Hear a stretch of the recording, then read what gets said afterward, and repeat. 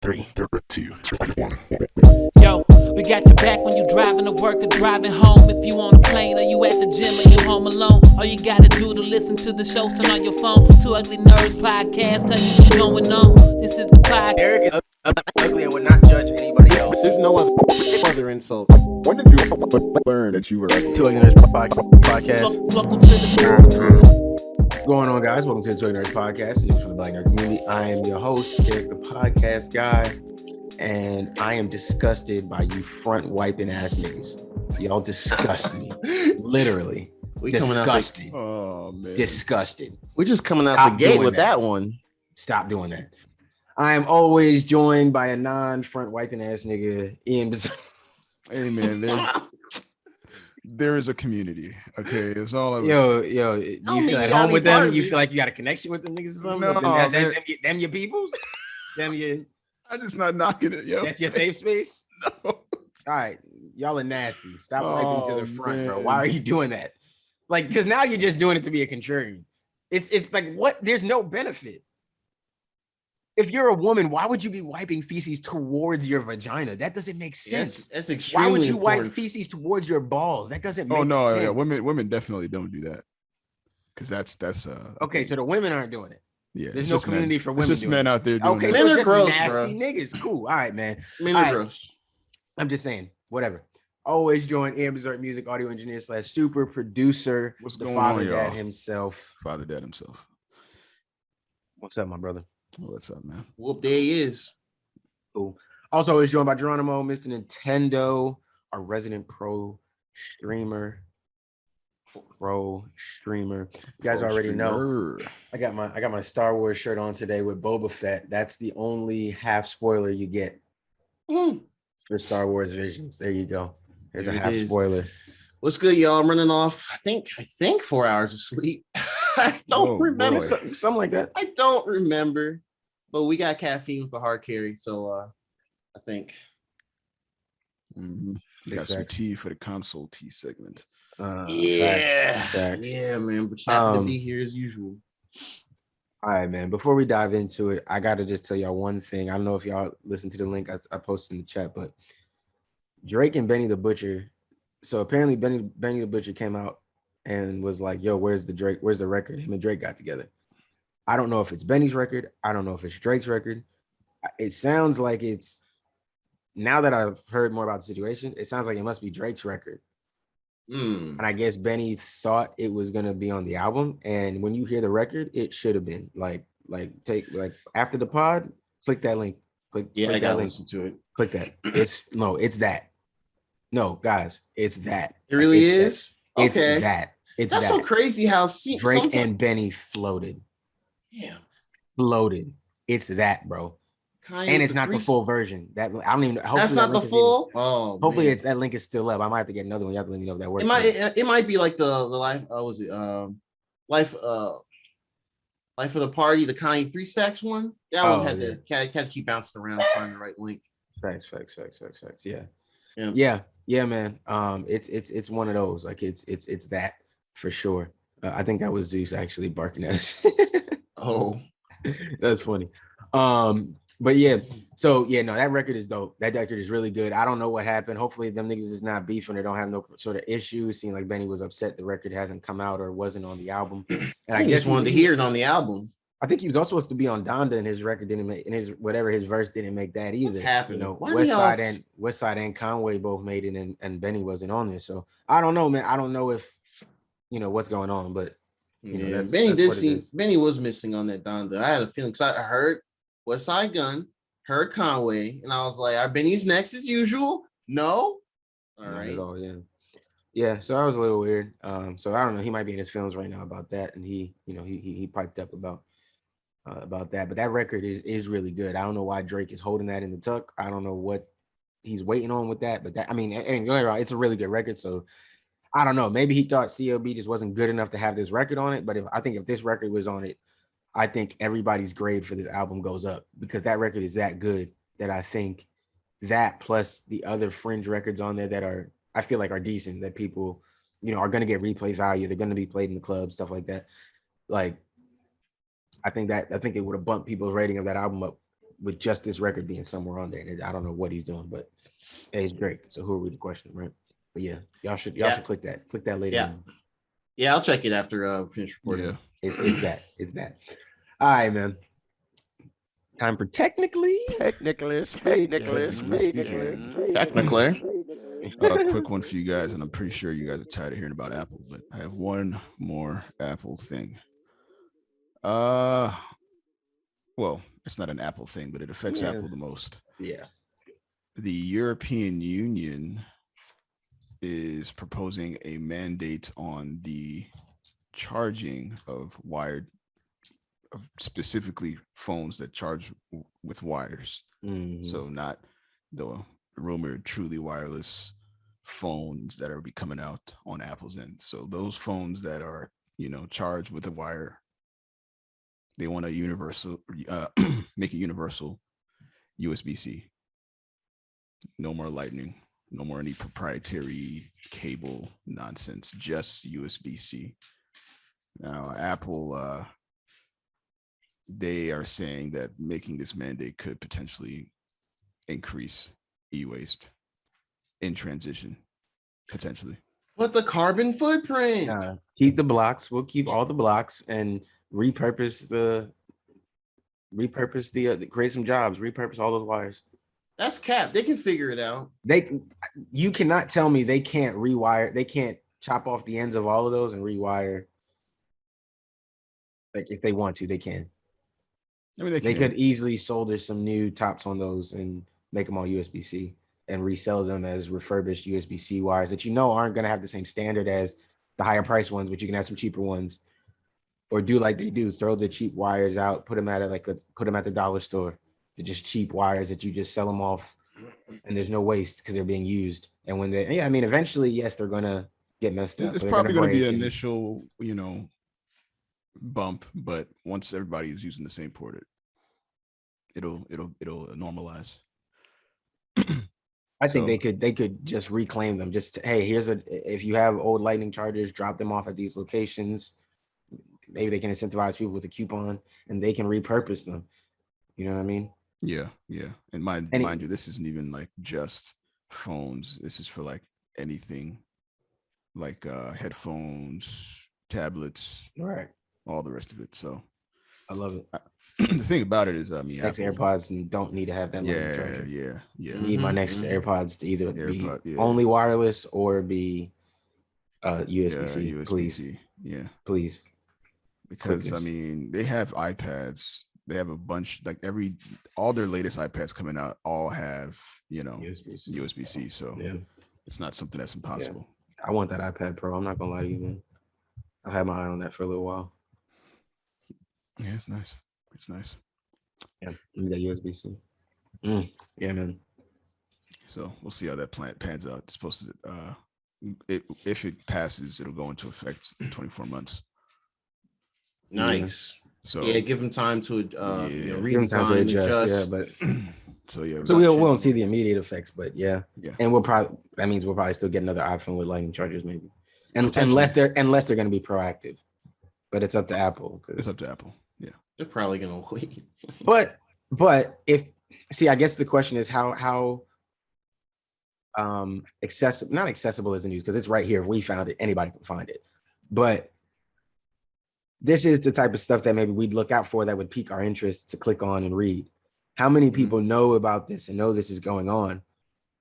If Apple was to put out another phone with a Lightning charger, knowing this is coming, would people not be upset and maybe be like, and I'm guessing like, yeah, maybe the general public might not know and they would get privy to it later, but the tech community would then be like, hey, you have this coming. Why would you release another phone with this charger that is going to be phased out in another year?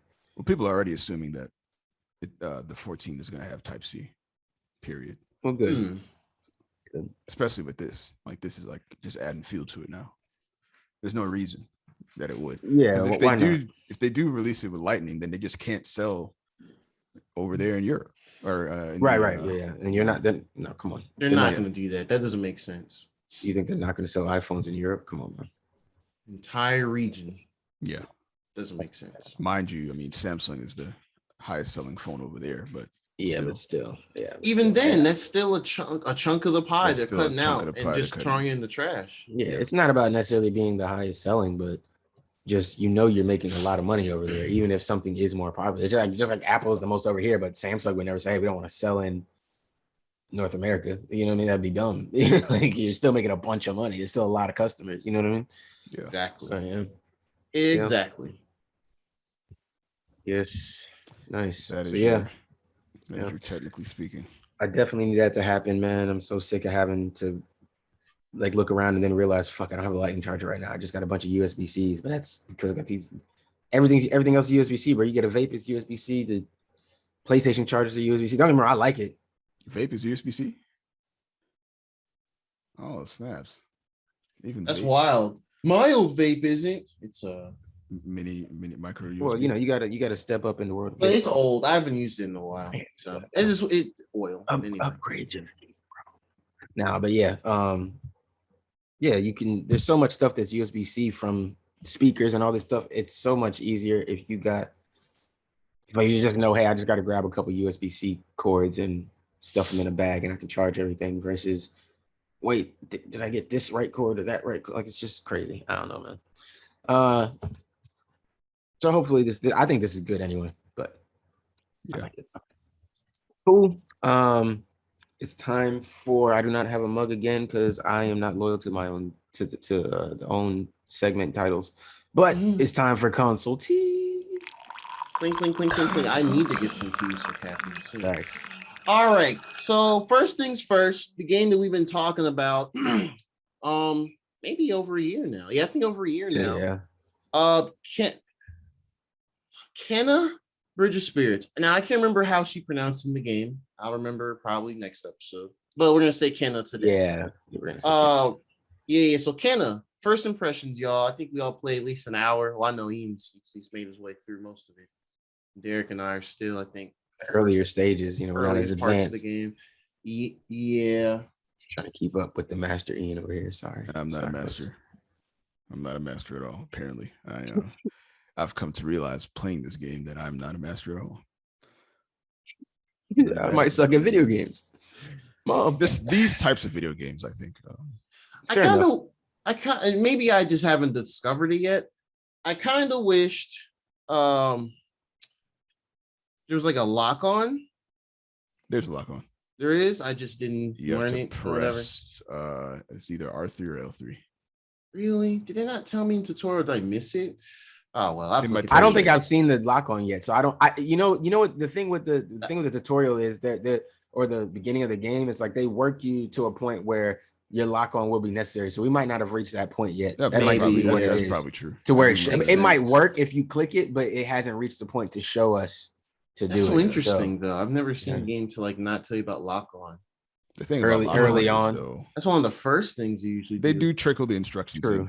They don't. Yeah, that's what I know. I noticed that. They're definitely. I think for me that actually made I don't know if you got to this part yet. There, when you get to the boss, when they teach you parrying, that boss, that first. Boss, oh yeah. I think it's old buddy with the staff and the mask. Yeah. That boss felt. That boss felt not him. This is boss after him. That boss felt trickier, just because I orienting myself with attacking, because you have your glide attack, your heavy attack, and then you have your little thing you can throw the rod and like attack the weak point. It kind of keeps them in one place. But yeah, I don't know, it just felt a little awkward. Combat feels a little awkward early on, but since you said that there's a lock on later, that's good to know. And it's probably just there, and I just didn't know. We'll probably try it today when I hop on and just see, because I'm going to get some game time in before FIFA comes out tonight. But I think I want to try more out because the lock on is. I think that would help a lot with trying to dodge and still be able to see where the enemy's at. That's the thing, though, man. I when feel you like dodge, the lock on kind of hurt me because there are some bosses that have little enemies around them. And then you can't see them as well. So I can't see them as well. I'm only looking at the boss, and these guys are coming from behind and smacking me. I'm like, what the fuck? Dodging seems just really good. I was spamming dodge the whole time. Yeah. Dodge. Thank goodness there's no stamina. Dodge did feel nice. Yeah. That's Dark 100%. Souls. You got 100%. A whole stamina meter for dodging. For everything, yeah. Yeah, bro, that'd been rough. You can only breathe this much. Like, yo, fam, please. Oh, that'd been rough. But no, overall, the first hour and some chat. I think I played like hour 15 or something to the first little town area. Actually, yeah, I'm enjoying the game. Of course, the visuals, we know visuals are great, fantastic. Visuals are great. Yeah, game is beautiful. Feels like a movie. Anybody can deny that. It does feel like a movie. It felt like a little Pixar movie, or maybe not Pixar. Yeah, no, Pixar. It felt Pixar. It felt like one of those, bro. Like the cut scenes, like, oh my god, yeah, no, great. Actually, kind of wild. Everything else is amazing. It feels that way. Yeah, no, it feels like you're playing a little Pixar movie, especially because and I guess we can talk about the premise, right? Like where her she's a spirit guide, and I don't know if this was really fully portrayed to us through like trailers or any of the pre stuff, but this is like I think the launch trailer might have had it. But and you know what? I didn't watch the whole breakdown with them. It was like a long sit down where they kind of talk through some other stuff of the game. I remember seeing it, but I never. I watched it, but it's been so long, so I forgot most of it. All I remembered was like, you have the rod. You have to find the rod. But I don't remember how you found the rod and how you would use them in combat. I actually didn't even know there was a light and a heavy attack. Oh, yeah. I just learned all that fresh just going in, going to that little entry cave. And you have the little pulse, which is like puzzle time or whatever. You can figure out things you can interact with, like that first puzzle in the cave. I just wasn't paying attention, but once I got it, I was like, oh, okay, you just have to shoot those things. Yeah. So puzzles, definitely giving me some Legend of Zelda vibes, which makes sense. Absolutely. Yeah, there are more puzzles, honestly. Yeah, but nothing too crazy, make you frustrated so far early on. Yeah, no, I think this game has a lot of potential. I like what I've played so far, even though I haven't got as far as you guys yet, but I like everything I've done. Like I felt good about it, like the game. But I will say I agree with you, Gerard, too. It did feel a little awkward, maybe. And Ian, I know you described it earlier as like sluggish. I did get a little bit of that feeling. Looking around. Yeah, and I feel like they did increase the slider, by the way. Gerard was right about that. I was able to make it a little more sensitive. Okay, cool. And it got smoother. Yeah, because literally that same night, I think it was Wednesday night. Looking smoother, but I still have some serious input lag as far as oh really buttons. Yeah, I'm curious about that. I wonder if you play. That's my TV though. I'm pretty sure. Yeah, you have it in game mode. But y'all got the TV though. You got the game mode TV though. Yeah, that's the thing. See, I was gonna say I can blame my TV because my TV is not. It's 4K, but it's not. Even in game mode with with the right HDMI cable, it's still like a second worth of input lag. I'm wondering if I throw it on my monitor, would it be better? Probably. But if you're saying that, because that was fucking me up on the last boss battle. I don't know. Like I couldn't time the block well enough to counter it. I did notice that I felt like my blocks were off, even though I thought I was timing them correctly. Yeah. So I've been trying to adjust that, just for that. But I did notice that. Because I'm like, no, I feel like I'm hitting this button. As he right as you doing the thing. It always seems to be too late. Too late, and I get hit. Like I died the first time doing that, and I was like, bro, I'm confused, bro. What am I doing wrong? Okay, yeah. So that's okay. So that's not like a just me thing, then. Cool. Yeah, I don't know, man. I don't know. Yeah. Game definitely has potential. Interested to see how they help the game grow, like over time. Just to see like what they eventually. I want to say add, but updates and all that type of stuff. I'm really interested to see how that progresses. So, I still have high hopes for it. It's it's not like I'm upset with the game or anything or disappointed in the game in any way. So I'm definitely like, happy and excited. Yeah, I'm honestly want to keep pushing through it. Honestly, love the game. Even though you're getting your ass kicked. Even though I'm getting my ass kicked, that's probably my only complaint is that I feel like there's always a boss. Like you're gonna hit a point where you feel like every other it's a boss you go rush from one pass to another, and it's just a boss every single time. Interesting. It's a little frustrating. Yeah, I gotta. Okay, honestly. No, sorry. Continue. I'll say afterwards. because you bust your butt. And this one particular boss I thought was the boss. I'm like, okay, this is the guy. It's you walk to the area. It's this open space. You're like, okay, this is the boss room. And then I beat this guy, mind you, skin of my teeth. Finally beat him. Go to the next room, and there's the real boss. I'm like, come on, man. Like, let me.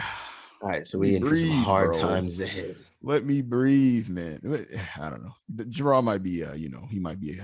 Well, you a professional gamer. Gerard, you guys might be accustomed to this, man. I'm I am really curious because I was kind of surprised to hear not that it would be challenging. I didn't think it would be a cakewalk.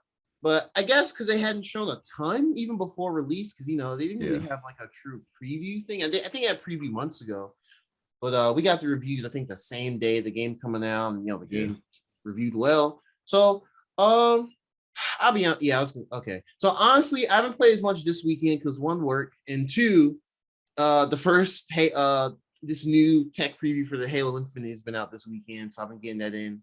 I'm not going to talk about it this episode. I'll chime in next episode because there's 2 weekends of stuff.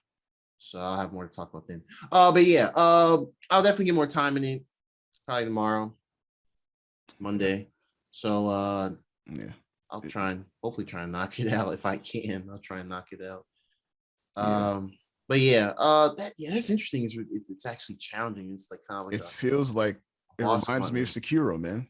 Oh man, don't say that. It's like Sekiro, but it's not as hard though. But it's like Sekiro Light. It's like the game looking at me like, hey, that game looking at me like, hey, bro, you're gonna come back and finish this? Like you right in front of you, saved it behind the boss. You're gonna just boot it up and like with the way one that of the games I'm waiting on sale too. Yeah, I need that on sale. The way that the enemies are aggressive or the bosses are aggressive, and how it kind of forces you to play kind of close, but.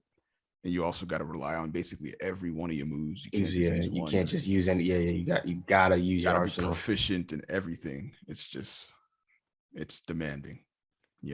That's why I knocked it all the way back to story mode because. Hey, I appreciate the honesty, bro. I don't know if I would have told niggas I put on story mode. No, I did, man. I'm too proud, man. I'm too proud. I don't know if I said it. I might have told y'all down the road somewhere, but I just found myself like hating the game because of how difficult it was. I was like, I don't want this to be another Sekiro, man. I just want to enjoy the game. So like, let me see how it is on.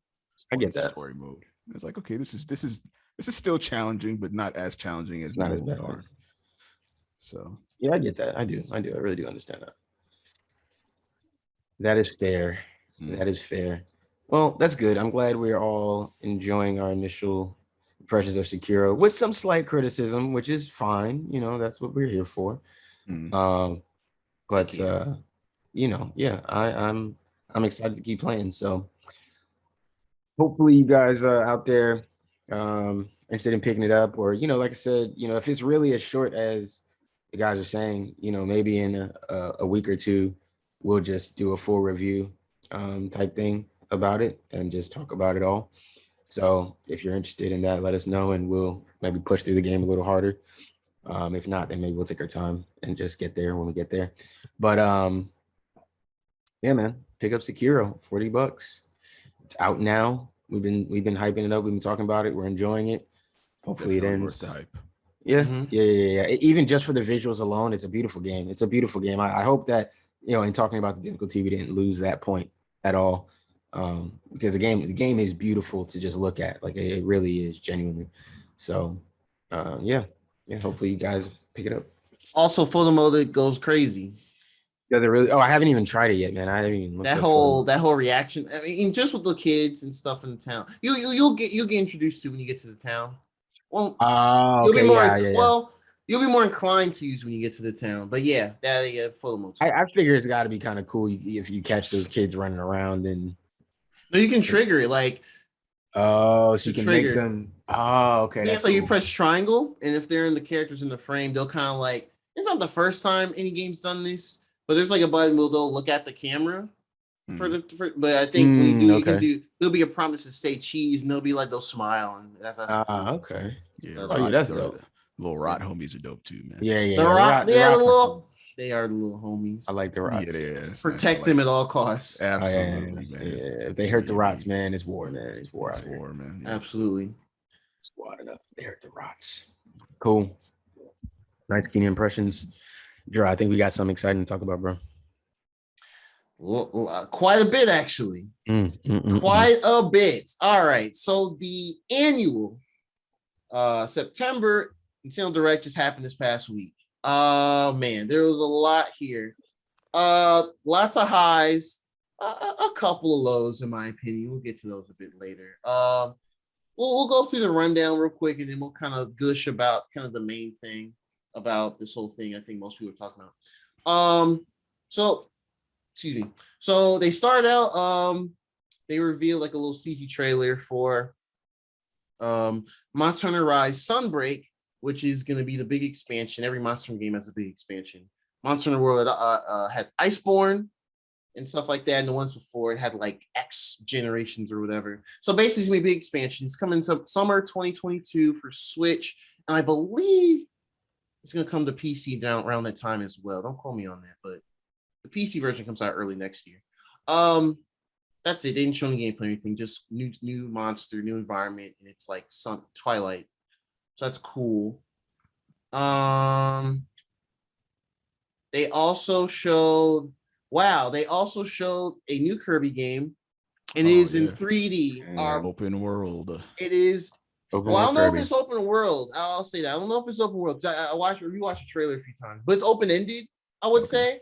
I don't think it's like true like Breath of the Wild. You wake up and you can just explore Dreamland or whatever. But it's definitely apocalyptic, which is funny. Yeah. Kirby lore goes crazy. But yeah, it's called Kirby in the Forgotten Land. It's a full 3D. I'm actually really excited about this because one, it's Kirby 3D, true 3D for the first time. So I'm really excited to see how they translate the 2D Kirby stuff of like getting the powers and getting collectibles and light puzzles here and there. And I think it's just a glow up Kirby needed. Like the other Kirby game that came out on the Switch called Kirby Star Allies. It just looked kind of, I don't know. It just looked safe and okay. There was like multiplayer stuff, but compared to the 3DS ones, like Kirby Triple Deluxe and Kirby Plant Robot, those games are actually really good. That one just seemed kind of like, okay, neat. Play it once. Friend had it. I played once there. But this one, I think is what Kirby needed. Yeah, it's coming out spring 2022. No hard date yet, but it looks pretty promising. There's a couple other games here and there they show. This card-based RPG by the people that made the Nier games called Voice of Cards, the Isle Dragon Roars. There's a demo on the Switch now. I don't know if it's just a Switch game, but it's on the Switch. There's a demo out, and it comes out at the end of the month. So try it out, see if you like it. Now this tricked me out. So Square Enix announced this Chocobo racing game. It looked just like Mario Kart 8. It kind of threw me off. I was like, whoa. It looked like they literally copied Nintendo's homework and just put Chocobo on their name. Yeah. It doesn't look bad. I'm not saying it looked bad. It just kind of threw me off because it looked so much like it. But it's cute. Chocobo characters. I'm not really into Final Fantasy, but I saw Vivi, the Black Mage character, in there. I know that character. Stuff like that. And looks like you can kind of do like a Diddy Kong racing thing, where I think when you get power-ups, you can kind of stack them and make them stronger or something throughout the race. So that's pretty cool. But other than that, it says up to 64 players online, which is kind of wild. I don't know how that's going to work. I don't know how. It says 64 players compete in a bracket-style tournament. Oh, okay.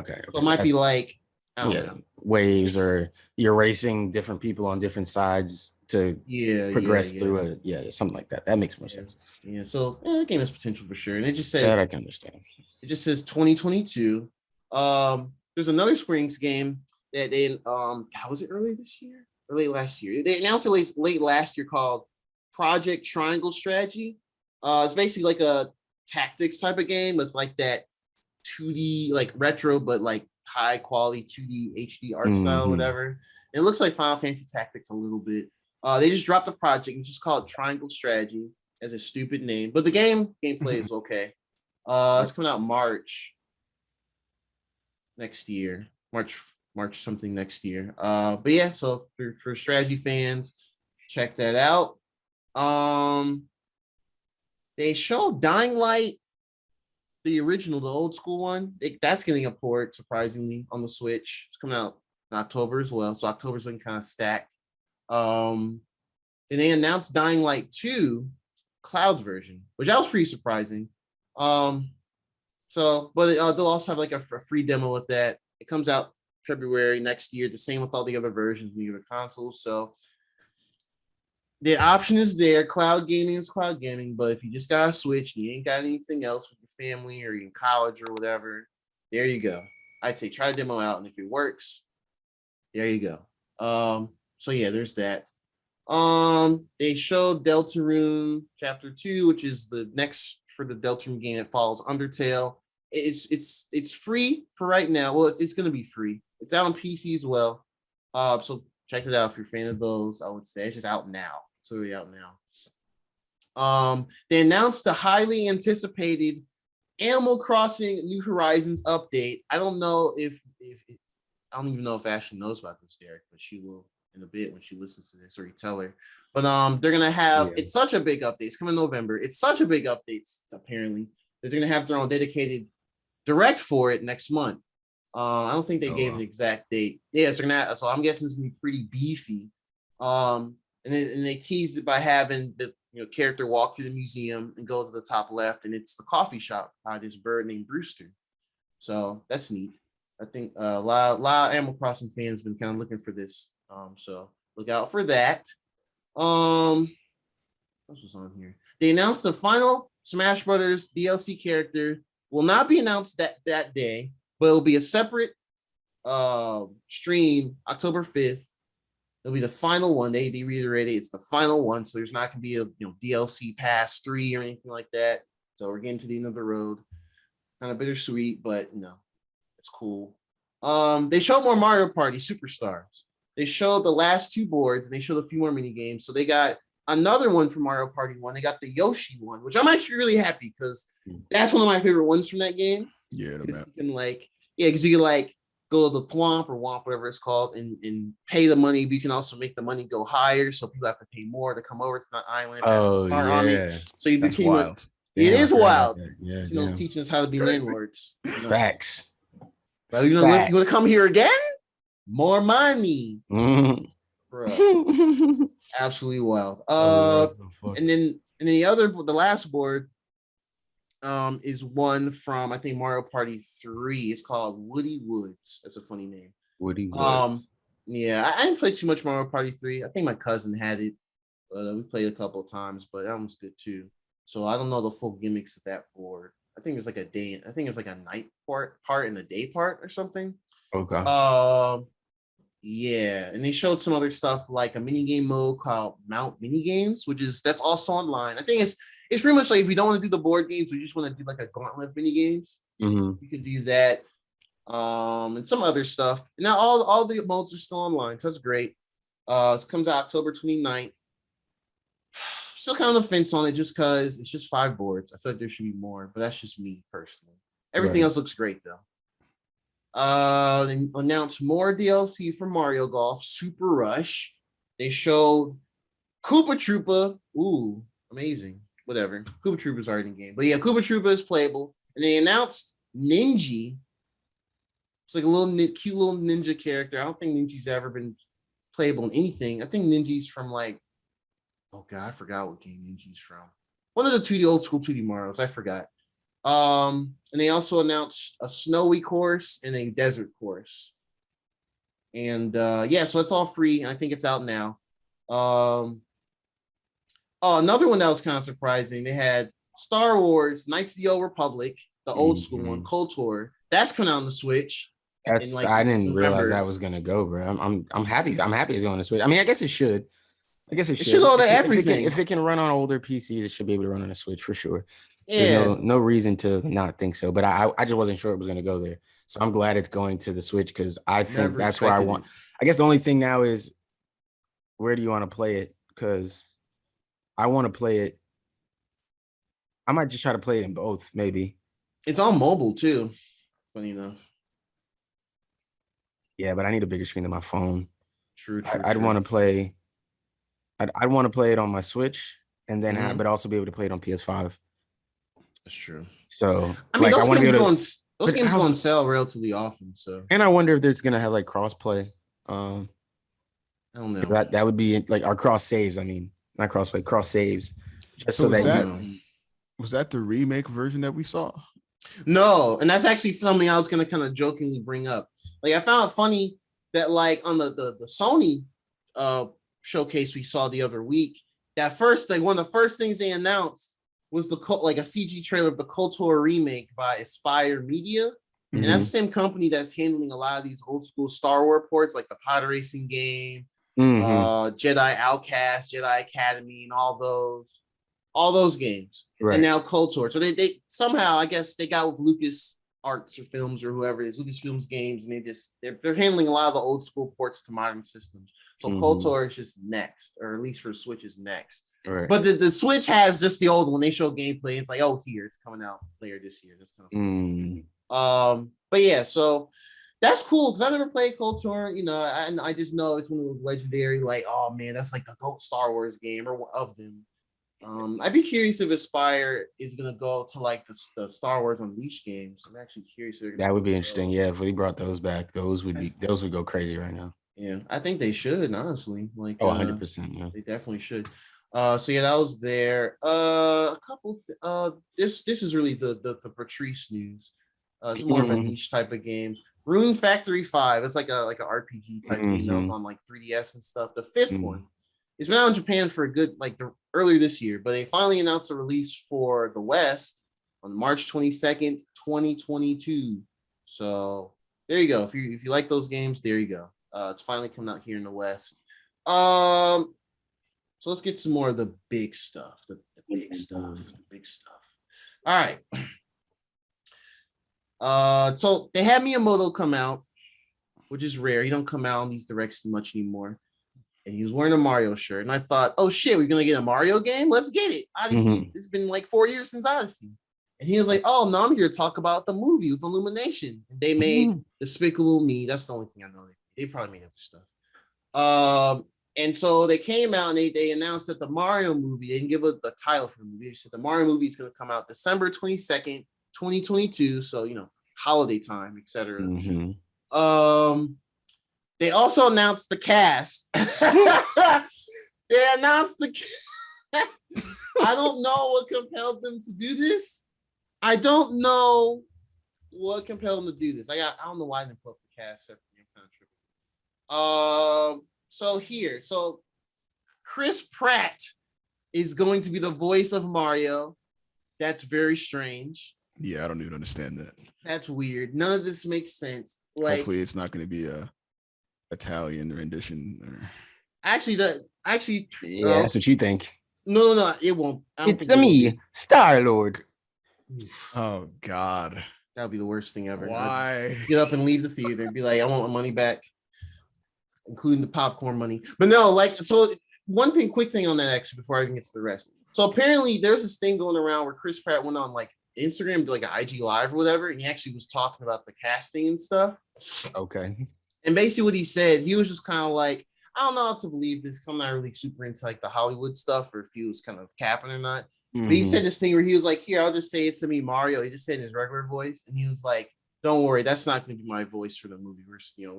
It's going to be different. It'll be, he said, just wait for it, and whenever you get a trailer or something, I think it'll be fine. And I was like, sure about that, bro? Yeah, you don't sound really confident, bro. I didn't watch it, but are you sure? Nigga, are you gonna be fine? Don't worry about us. It's just strange because we have this idea of what Mario sounds like because he talks in all his games. Yeah, like little words here and there. Yeah. So for this to not be that, it's kind of strange. In the direct, Nemo's translator, he said, "Oh man, it's like." He said, Chris Pratt's super cool. It's like he's gonna talk a lot in the movie. Can't wait to hear you. Can't wait for you guys to hear him. And I was like, a lot. What you mean? A lot, God. Very strange. So are we gonna get Chris Pratt Mario from now on in video games? No, absolutely not.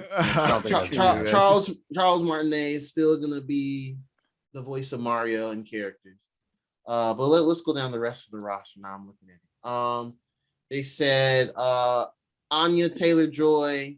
She's the chick from most recently The Queen's Gambit on Netflix chess show.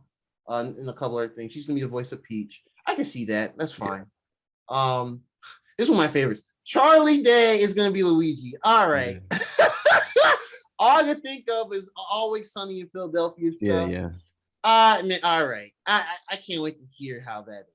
That kind of gotta see that.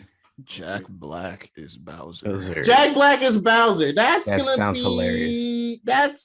I'm really curious about that too. That's gonna be wild. Sounds great. This movie's gonna be insane. Oh, you know, I think the craziest thing is Seth Rogen's Donkey Kong. I could actually see that.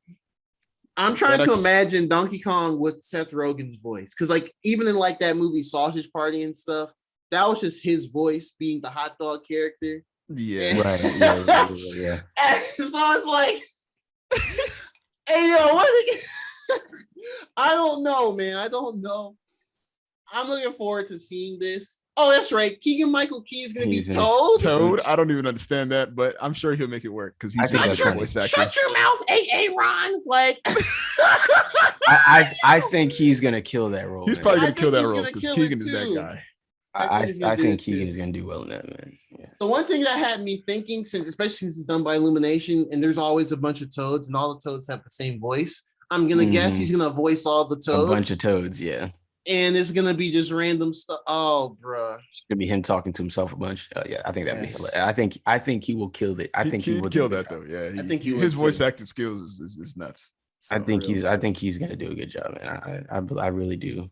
The only one that really threw me off was Chris Pratt. Like I said, everything else I can't imagine. Was Chris like, Pratt. It's very hard. Chris Pratt was just the like. It's very hard, man. That was the real head scratcher. Really? Are y'all sure? Like that's who you're going for. That's who you're going for. All right. This is gonna be a Hollywood ass animated movie. I think Nemo's here just be like, hooray, my characters are in movies, which is wild. Because back in the day, I'm pretty sure Nintendo would have been like, no, to Mario and anything that's not their video game. So that's pretty wild. And then we got to more of the miscellaneous castings. I'm not really too familiar with these actors. Well, Fred Armisen, he looks familiar, but I can't recall where he's familiar from. He's gonna be Cranky Kong. So I'm curious what we're gonna do with that. Kevin Michael Richardson is gonna be Kamek. That's cool because Kamek is a side character. I feel like should be in more things. Sebastian Maniscalco. I don't know, man.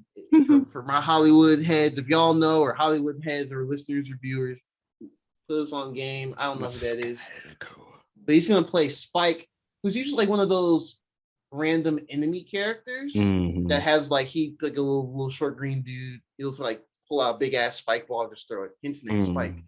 So I guess that's what it's gonna be. But that's it. That's all they showed. The internet went crazy that day. Everyone was just kind of reeling, and the memes were flying. I still know what to think about Chris Pratt. I'm open to everything else though. I think that's gonna all be hilarious. Yeah.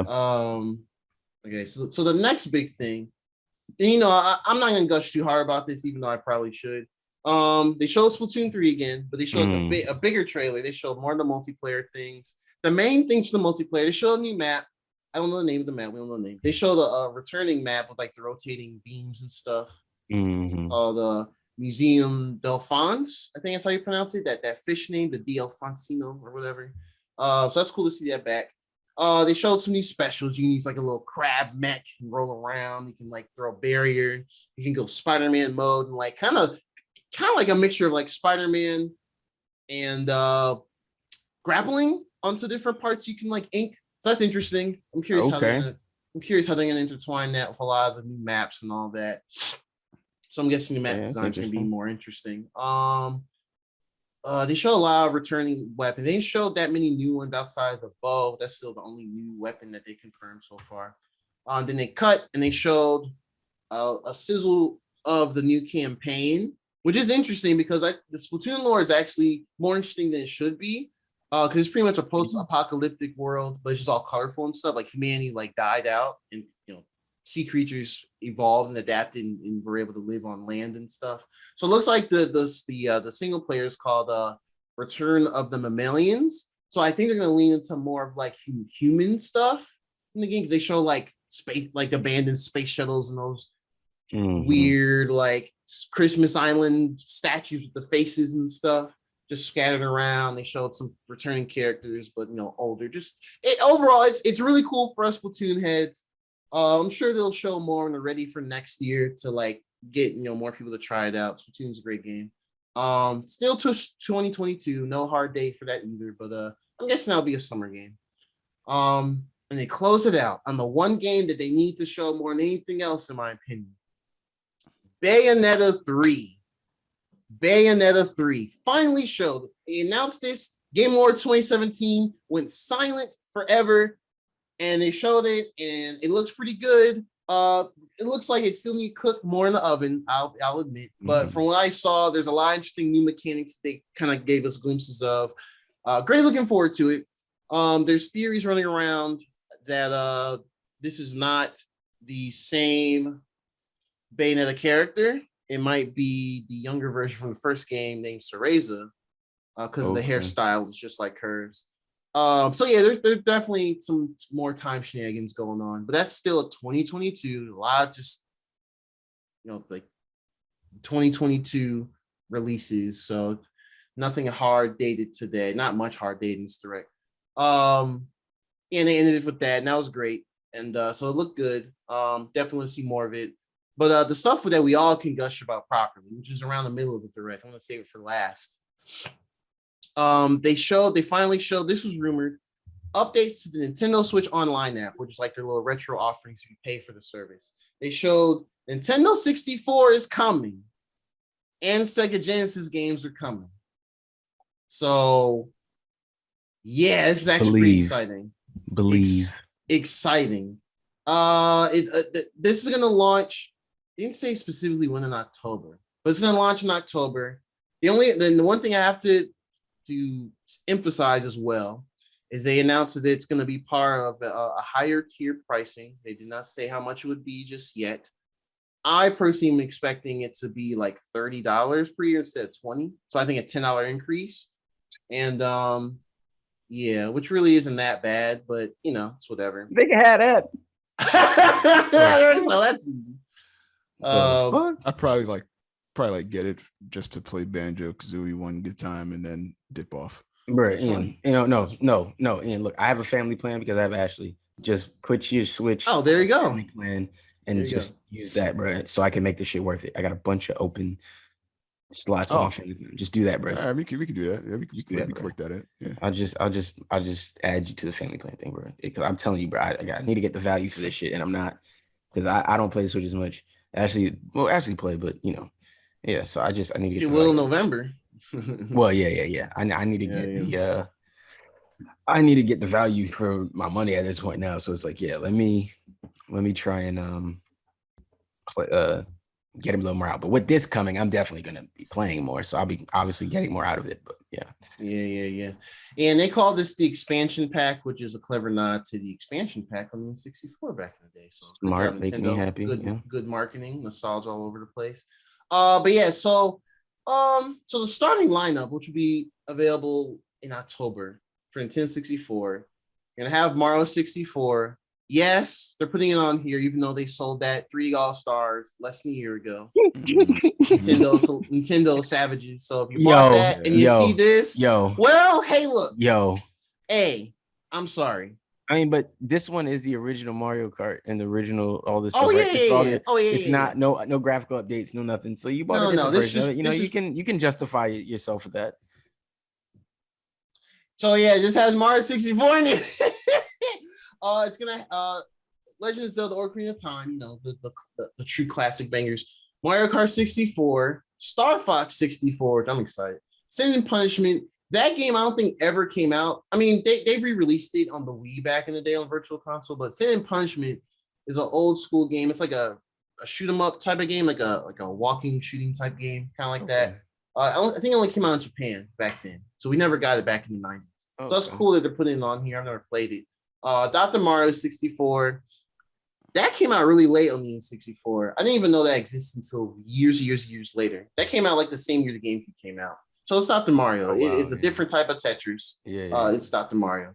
Mario 10 64, which means Derek and I are about to go back and forth again. Just like them years ago. Bro, this is pre-podcast stuff. Listen. I'm not worried about none of y'all niggas. Okay? I want to make that clear. I'm not concerned with y'all. That's the first problem. I'm not concerned. That is the first problem. I'm not concerned with not one of y'all. I fully back myself to be. There's a lot of smoke involved. Easily the best Mario Tennis player in this group. Very. Oh, you can have that. Yeah, easily. I won't have that going down nicely at all. I think it's easily that. Okay, like as soon as I get that and I get Blue unlocked, then it's we back to it. Yeah. Me and Yoshi rinsing your ass, bro. So just pause. Yeah, no. Fast forward. Hey, we already started this pod talking about hygiene down there and the correct ways to wipe. So yeah, wipe backwards, you ingrals. Ingrades, you fucking uncultured swines. Anyways, yeah. Look, man. I am excited for this on another level. I am too. I'll show you what the Paper real Mario is. coming like. Oh yeah. Let me finish the starting roster. Oh yeah, my bad. You didn't even say that one yet. Damn. Yeah. I just stopped there because we gotta talk our shit and everything. This game called Win Back. I've never played or heard of it. It looks like like a third-person shooty action game, which means on the N64 it's probably not going to control that well. But a lot of people online were like, "Oh man, I remember Win Back. That was a good game." So I will try it out for sure. Nin Yoshi's Story. Upcoming N64 games. Pokemon Snap. That's actually really cool. Hopefully that means they're gonna bring back like Pokemon Stadium and stuff. Because Pokemon come usually kind of weird with these classic re-releases and stuff. Right. Legends of the Majora's Mask. So shout out to Billy, friend of the pod, and everything, friend of ours. So that'll be if he remembers to pay for his Nintendo Switch. There it is again.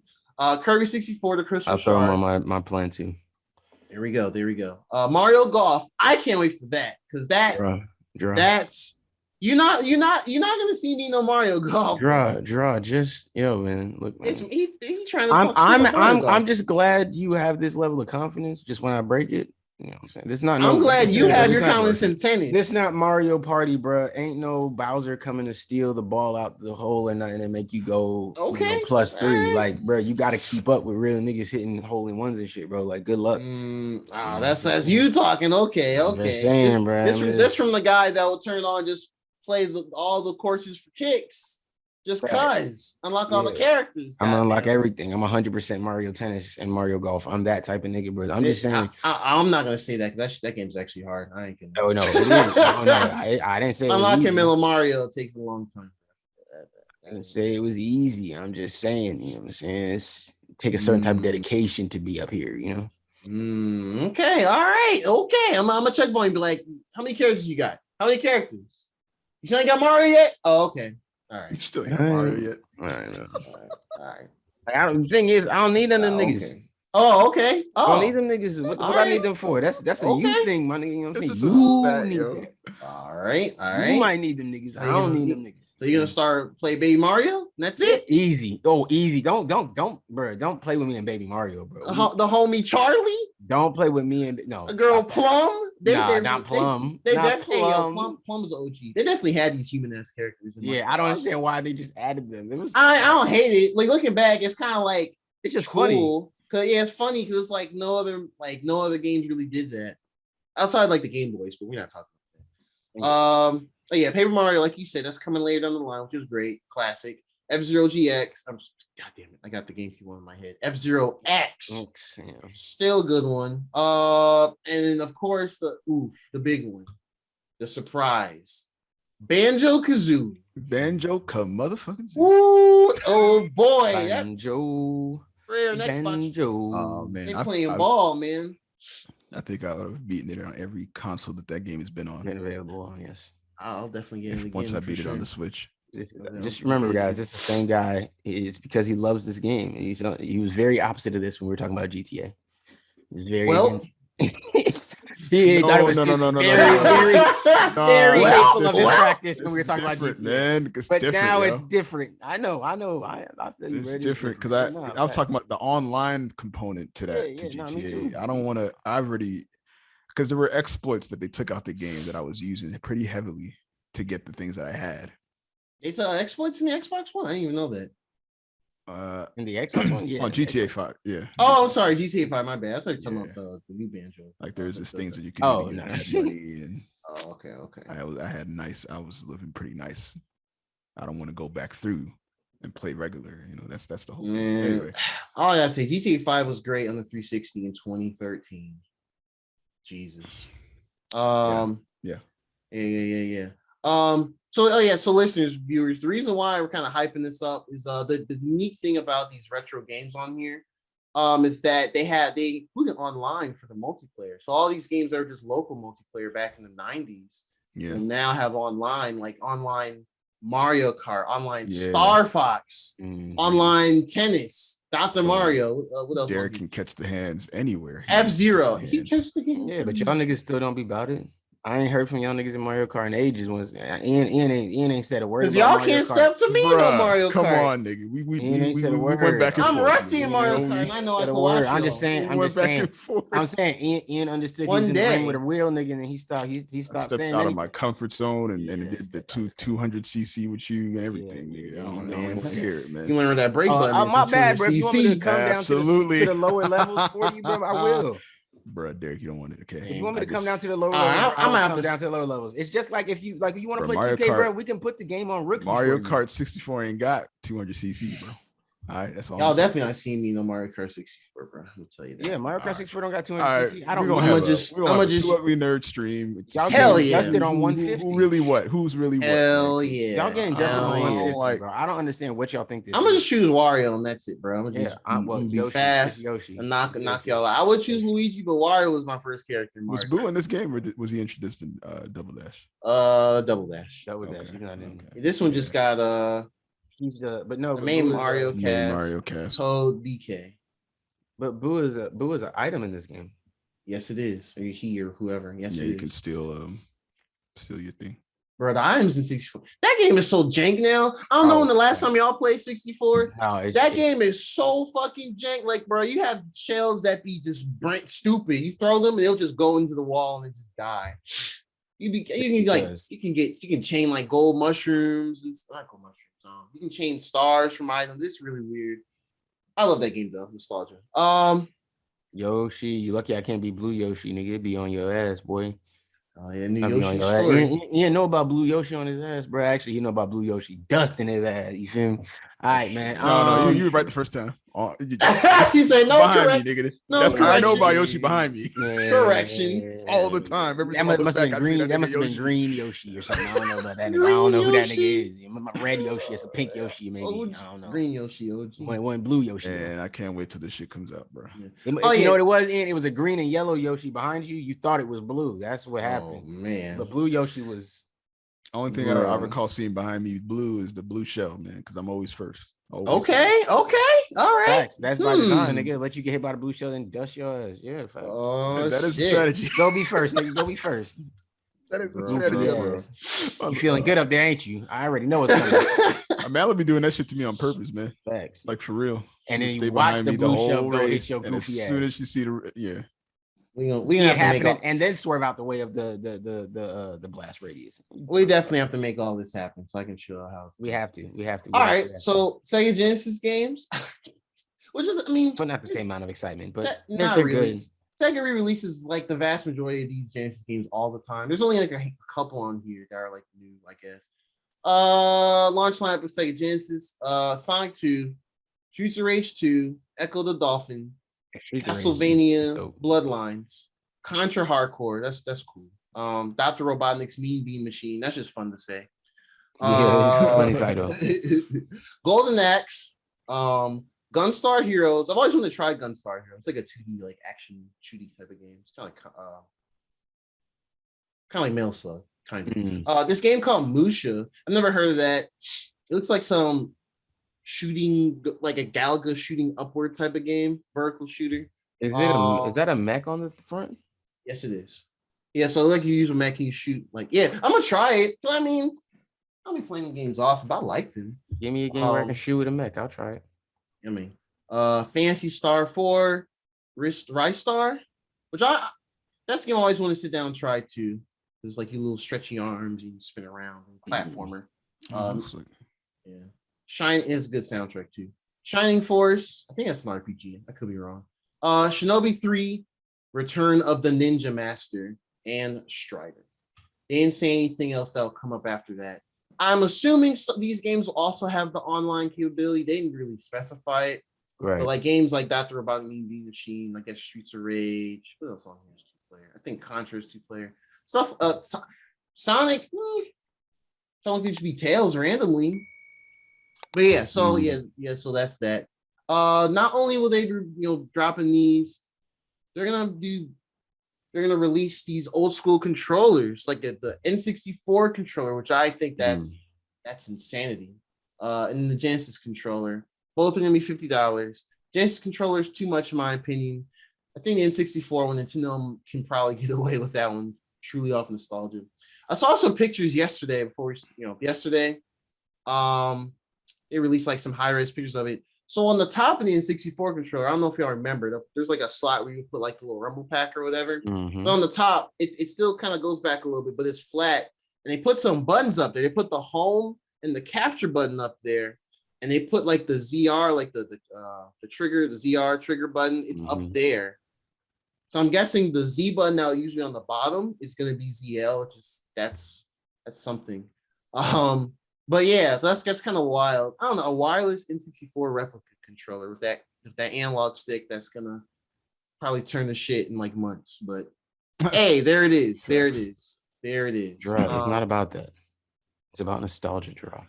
I know, man. I know, but I'm just saying, bro. Wasn't there like a huge class action on this controller for tearing up people's hands, like kids' hands? Mostly with Mario Party. Because I don't know if it was a class. Yes, because of tug of war, they're bringing that back in the new one. Yeah, you have to spin the control stick around, like. Bro. They had a class action lawsuit for that. I don't know if it was a class action lawsuit, but I think someone. I remember hearing that like somebody sued. Yeah, maybe that. It might have been in Japan or something like that. Because all I know is that I think in Japan when they sold the game, they would sell like gloves. Oh my! You had to sell gloves with it. Yeah, like his little like white fabric gloves or whatever. Yeah, that shit, he probably burned through that goddamn glove. That was rough, man. Start fire with that glove. Rough. Yeah, man. Yeah, you either have to do that, which was slower, so you had to use the palm. So, yeah, honestly, you play Mario Kart enough, man. That should have fucked your thumb up too, man. Thanks. That's true. They're wild. Still want to use it though. Don't care. Oh yeah. Not a lot of y'all. Maybe they'll improve it. I hear what y'all saying. I'm gonna say use that shit. Yeah. So and again, I mean, probably gonna use it nowhere near as much as back in the day. That was the main controller. So it might withstand the test of time unless. You're only gonna use it for certain games and like certain modes that you just want to have that nostalgia feeling. When I'm gonna beat you. I want to beat y'all niggas with a OG Nintendo controller that's wireless now. I think that's dope. True. Like I would do that for that. But if it's play through Banjo-Kazooie with that, I'd probably do that with this. Yeah, I could see that being dope. But nothing that is gonna be so. You're not going to like tournaments with it or nothing. You know what I mean? Like no, we just out here vibing, bro. Yeah, it's not even that serious, yeah. But I mean, I'm just saying that from just looking back at it. But no, it's cool that they're doing that though. That's pretty wild. But yeah, that's probably one of the more exciting announcements of the Direct, honestly. And so far, even with outside of Banjo-Kazooie, which is exciting to see coming later down the line, I think the launch lineup for N64 is pretty solid. Yeah, pretty solid. Yeah, I think pretty solid. I hope they add like Wave Race and Snowboard Kid and stuff like that. I was about to say, if Snowboard Kids comes, man, I'll tell you something about Snowboard Kids. That's the cool thing about N64. It's like outside of it. That. I'll definitely have that. Now he ain't upset. He want me to fight him on something that he feels confident in. Talk to you about. Damn, so you just gonna give it to me? You just gonna give me Snowboard Kids? Snowboard Kids. That game was fun, man. It was. Oh man. Yeah, N64 got a lot of little gems here, little quirky games back in the day that will probably be enjoyable. Showing up, yeah. Hope the Mario Parties make it. I know they I may think they not will, be man. the all-star Maybe game that they later. have. Ian. I mean, draw. Have some belief, bro. What have you not been? I'm just, What have you not learned? I mean, come on, bro. Actually, no. Stay Hey, negative. look. They keep giving us shit when you don't believe them. When you So don't yeah, believe actually, it. yeah, no. Stay look, negative. all My I bad. gotta say is they got golf coming later and not launch because they selling the golf game now. That's my logic. Well, that's true. That is 100% yes, true. I'm Yeah. not saying they'll never do it. I'm just saying If they make Mario But they're still Party putting Superstar Mario like Golf in. a live update Yeah. type of thing where they add like older games in and then rotate They- them out or something like that, then that'd they be don't cool. rotate them out. They just add them. Yeah, just keep adding, bro. Why not? Just keep adding. I wouldn't mind that if they don't bring back the Mario parties. If they at least do that, that'd be cool. Yeah, I don't Yeah, need that'll it. be You don't fine. need. I don't think you guys would be upset if they don't need it to be remade. If you can just play the older version on the Nintendo Switch Online, because you can still play it single player by yourself if you want to, and then if you want to go online, you can go online. Like, you know what I mean? So it's not like it's a vastly different experience or it's like ruining anything. So I mean, I don't know, man. I think there's a I think there's a high hope that they're going to bring some more games back, bigger games too. You know, and obviously, I think it's. Don't get me wrong. I do think it's definitely something to do with the fact that they're selling a golf game right now. Why they're not putting the Mario Golf out immediately. That's my logic. But that's why tennis is there day one. But they already been got that tennis money. Tennis but stuff, I will say, as much as we might think it could be a deterrent by having Mario Golf there for free, I think it could also be a positive. People play the older version, you know, they get excited, they're playing it, they're nostalgic, but they're also like, man, you know, I can feel the age in this game. You know what? Fuck it, I'm hyped now. Let me go buy the new one. So there is that way to, you know, look at it as well. In that, yes, you might have some people that can y'all hear that in the background? I don't know if you ever hear that. Good. If you can, good. Nah. Yeah, I know there's going to be some people that are like, oh, well, fuck it, I'm just going to play this Mario Golf. I don't need the new one. And that's understandable. This Mario Golf will satisfy me for a while. But eventually, you know, when I got some extra money in my pocket or, you know, whatever, then I'll say, you know what, let me grab the other Mario Golf and try the new one out. Give it some time. I'm going to play that like immediately. Yeah, so I do think that it's a two ways to look at it. You know what I mean? Like I think they can use it as a platform to sell the new games too by just bumping your nostalgia in the old ones. And I don't think they'll put every Mario Party maybe back, but I think they'll maybe put the most popular ones at least. You know what I mean? The most popular. And I think that's what I was saying. I think it'll be a thing where it's not so much that they're worried about sales, even though it could be some of that. I think it's also they want to save some games for big announcements later. You know what I mean? Like, this time we're bringing Mario Party 2, and you know what I mean? Like, they want to save games for big announcements. If you give them all up front, then what do we have next year? You know? I can see. I definitely see that for sure. Because like just about every game that's both launch and upcoming on the 64, just about all of them have at least one latest entry on the Switch outside like F-Zero. They need to fucking fix that.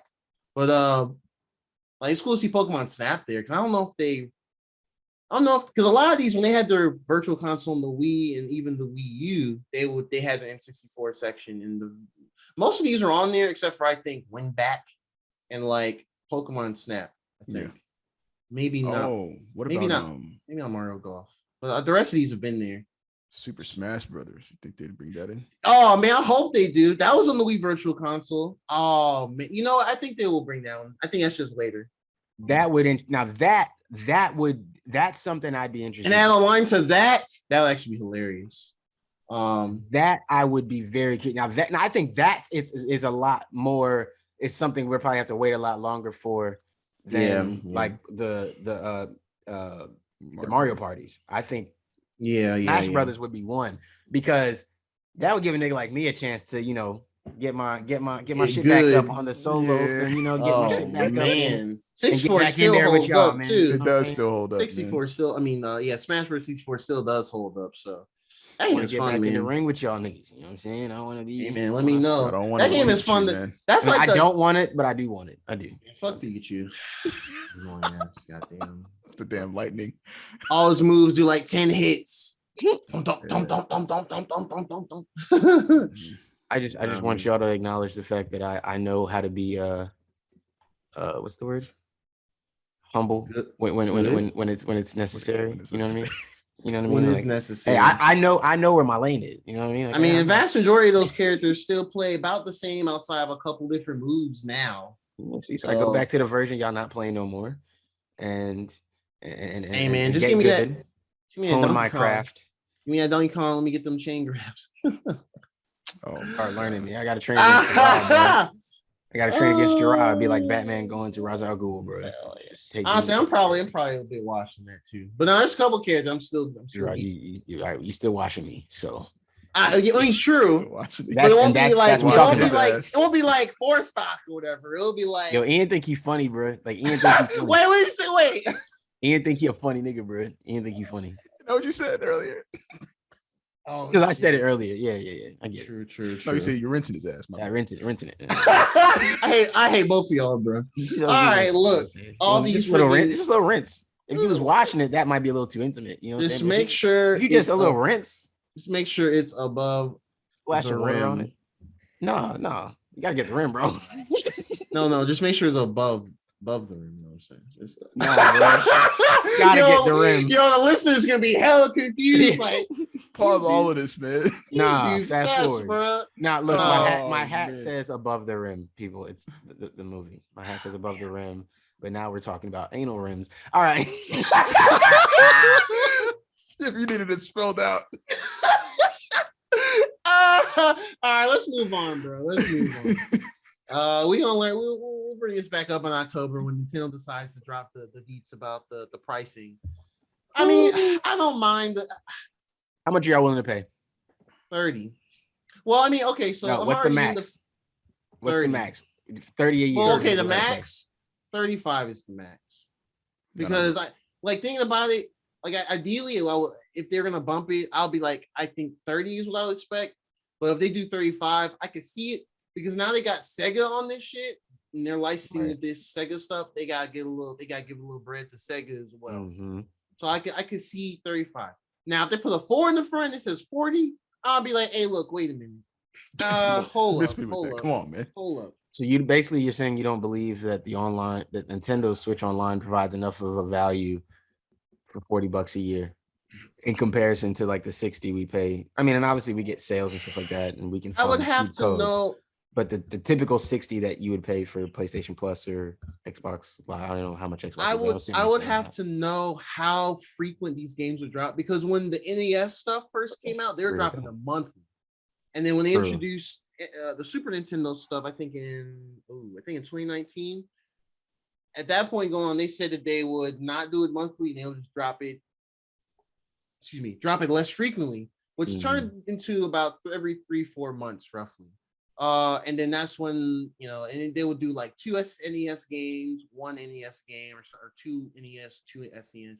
But now this past year, they've been kind of scraping the barrel of these weird, obscure, low tier type of games here and there. Right. That no one knows about.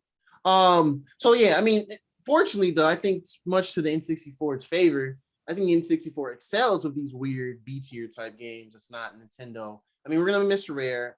No GoldenEye is gonna be a miss, 100%. That's a miss. Maybe it's since Rare, they got Banjo. Maybe they'll be nice and put Perfect Dark on there or something. Maybe Diddy Kong Racing. That's kind of like my hopes and dreams. I wonder if they'll put Glover on there. Glover. Oh, I see Glover coming 100%. I think that's a lock for sure. I think Glover will come. That or like a rocket robot on wheels. Oh shit. But anyway, yeah, so we'll talk about this again in October for sure. Yeah. Hopefully sooner later. But yeah, that's the direct, man. Overall, I think it was pretty solid. Lots of highs with the 3D Kirby, Splatoon stuff. Bayonetta 3 finally showing itself after 4 years. Nintendo 64, low stuff with a lot of open-ended 2022 releases. I guess COVID is involved, but that's not the usual MO. And the Mario movie casting weirdness fell out of place, in my opinion. Yeah, overall solid. So that's that. Cool. All right, guys. We got to kind of burn through this stuff here on a little bit of a time crunch now. So, oh yeah, true. Luckily, our first 2 things aren't anything crazy. This is a non-spoiler. I'm gonna put the spoiler drop. This is a non-spoiler section. Spoiler. Just to mention, Star Wars Visions released on Wednesday or Thursday. Can't remember exactly which day. It was Wednesday. I think it was Wednesday. Yeah, Wednesday. Star Wars Visions came out, and lucky for us, they dropped the whole season. So 9 episodes. Shout out to them. Everything. It was really good. It is really good. I haven't finished it yet. I'm towards the end of episode 8, and I have one episode. So episode 9 is the last one. A lot of cool visuals. I mean, this is exactly what I wanted. It's basically a Star Wars anthology, and it's just a bunch of different stories from different places in the universe, different eras of the universe.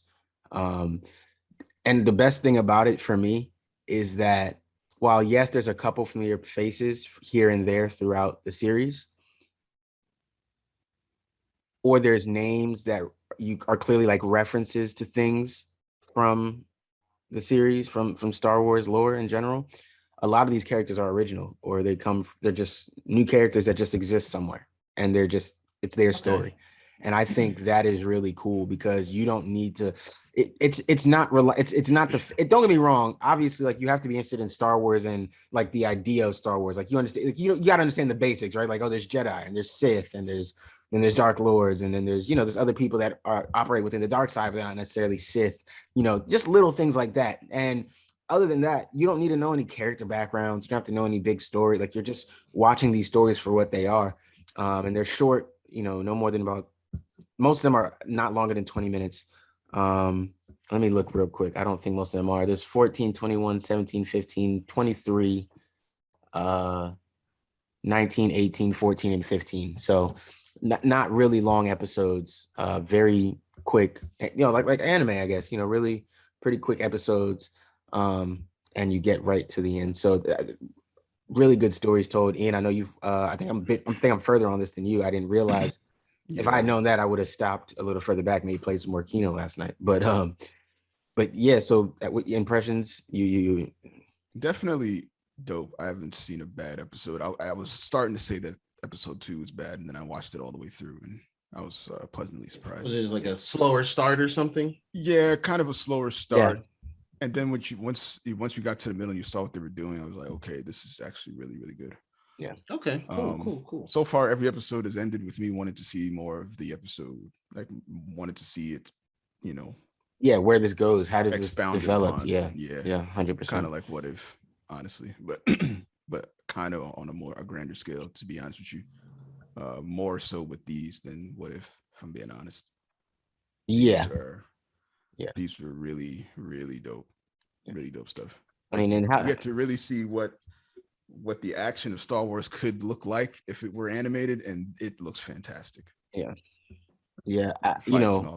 I think one thing that I've said for a long time, you guys can vouch for me, is that the Star Wars extended universe is arguably one of the best universes out there. There is so much lore. There's so much potential. There's so many potential stories. You can just make new stories anywhere in this universe, really. As long as you follow some basic rules of the universe. And I mean, I do see some people complaining like, oh, this isn't just Star Wars, this is just anime stories that they put in the Star Wars universe. And I'm like, well, yeah, that's Star Wars, bro. That's Star Wars. Have you been paying attention? Like, what do you think Star Wars Legends was? There's a bunch of people who wrote random stories and put them in their own style. This is an anime version of that. It's no different. Skywalker isn't mentioned in any of these. I guess maybe the bitching about that, if their precious Luke isn't being.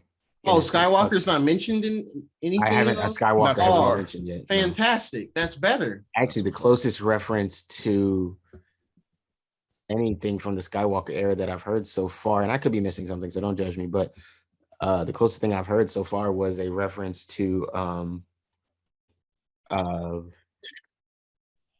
Obi-Wan Kenobi, with how one of the characters is named. That's the only slight reference that I could recall. Everybody else is very separate, very on their own, very different. No, man, look, they did a great job. They did it. They're doing a great job. I can't wait to finish it. I can't wait to Jalen, don't get mad at us. This is not a full review. We're going to sit down and do a full review later. So please, Jalen, don't be upset that we half mentioned it. We have not all finished watching it yet. Hopefully next week we can sit down and do it. But yeah, it's really good, man. And like I said, you don't have to be like a Star Wars loyalist. You don't have to be some big, huge Star Wars fan to watch this and enjoy it. You can just hop in and watch it. It's really good, man. It really is, genuinely. They did a great job. Animation is on point in all the episodes, and that's one of the great things is the animation style switch from episode to episode. So you feel like you're in a different setting each episode, all the time. And I mean, don't get me wrong, I know that's sort of the point of an anthology as well. But yeah, I would love to look up, and I haven't done it yet. And before the big show, we'll talk about it. But see who wrote and directed and produced each episode, and just really give the props to maybe some of our super favorites. Because like Ian said, I agree there hasn't been a bad episode. So y'all hop on that. That's on Disney Plus. All 9 episodes are out. They're pretty short. Like I said, you could definitely knock a couple of them out on, like, say, a lunch break or something like that. So, go ahead and check that out. It's really good. You don't have to be a big Star Wars fan to find these stories interesting. They're just stories that happen to take place with Star Wars capabilities around. I will say the one knock I've had so far, I'll save that. There's no need to knock it. Y'all go check it out and then we'll discuss it. So hopefully y'all really enjoy that. All right. I think this will also be an easy one. What if new spoiler drop? What if episode 7? This episode is what if Thor were an only child? Drew, I think this is actually a pretty quick one for us to kind of burn through, right? It really is. It's not too much that's deep about it. They kind of gave us a little, our homie, the Watcher, gave us a little preface about, how, a refresher, Loki, was actually born of of Odin, and we don't know mother of the Frost Giants. And the whole thing is, that's the Thor and Loki, they're half brothers, half siblings. And, Thor, Odin brought Loki with them to live in Asgard and grow up there. But in this case, it's just really showing, how Thor would be without Loki as the younger brother by his side growing up. And I guess, Thor usually being kind of a pretty boy, but he would still have a good fair amount of discipline. In this one, he's really carefree. He's a party guy. The whole thing starts with him and his homies, like Lady Sif and all them, just go to Earth. They go to Vegas and they party. And it's like half of the episode, most of the episodes, just them just having antics in like Vegas. Somewhere in France, I think. Yeah. Paris, I think, just around. They throw in a bunch of random characters, like they throw in like so many little cameos. Yeah, Drax, that was cool.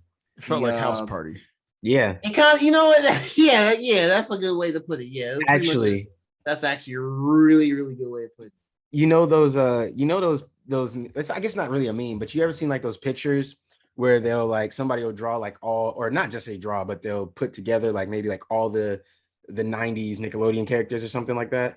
And they're all like hanging out in like an area or whatever. And that's what the episode felt like. Cause like every time you turn, there was a new character somewhere and there was somebody in the background, or there was somebody here that you're like, if you pay enough attention, there's someone, or they were somebody in the main MCU, or it's another clear character. And I felt like they did this thing where it was like every time they introduced a new character that you thought might either create a problem or something. Right. Y'all can hear that. Yeah, a little, but let's keep it moving. Okay, we talk, we won't hear. Yeah. So I felt like anytime they were introducing us to like a newish character, they almost made us feel like this is where the episode's going to twist on you. And then it didn't. They just became buddy. They were just like Thor's friends with everybody still. And I thought that was interesting. How they played that out. Like it was just like especially like you said, like when Loki showed up, I was like, oh, they're about to.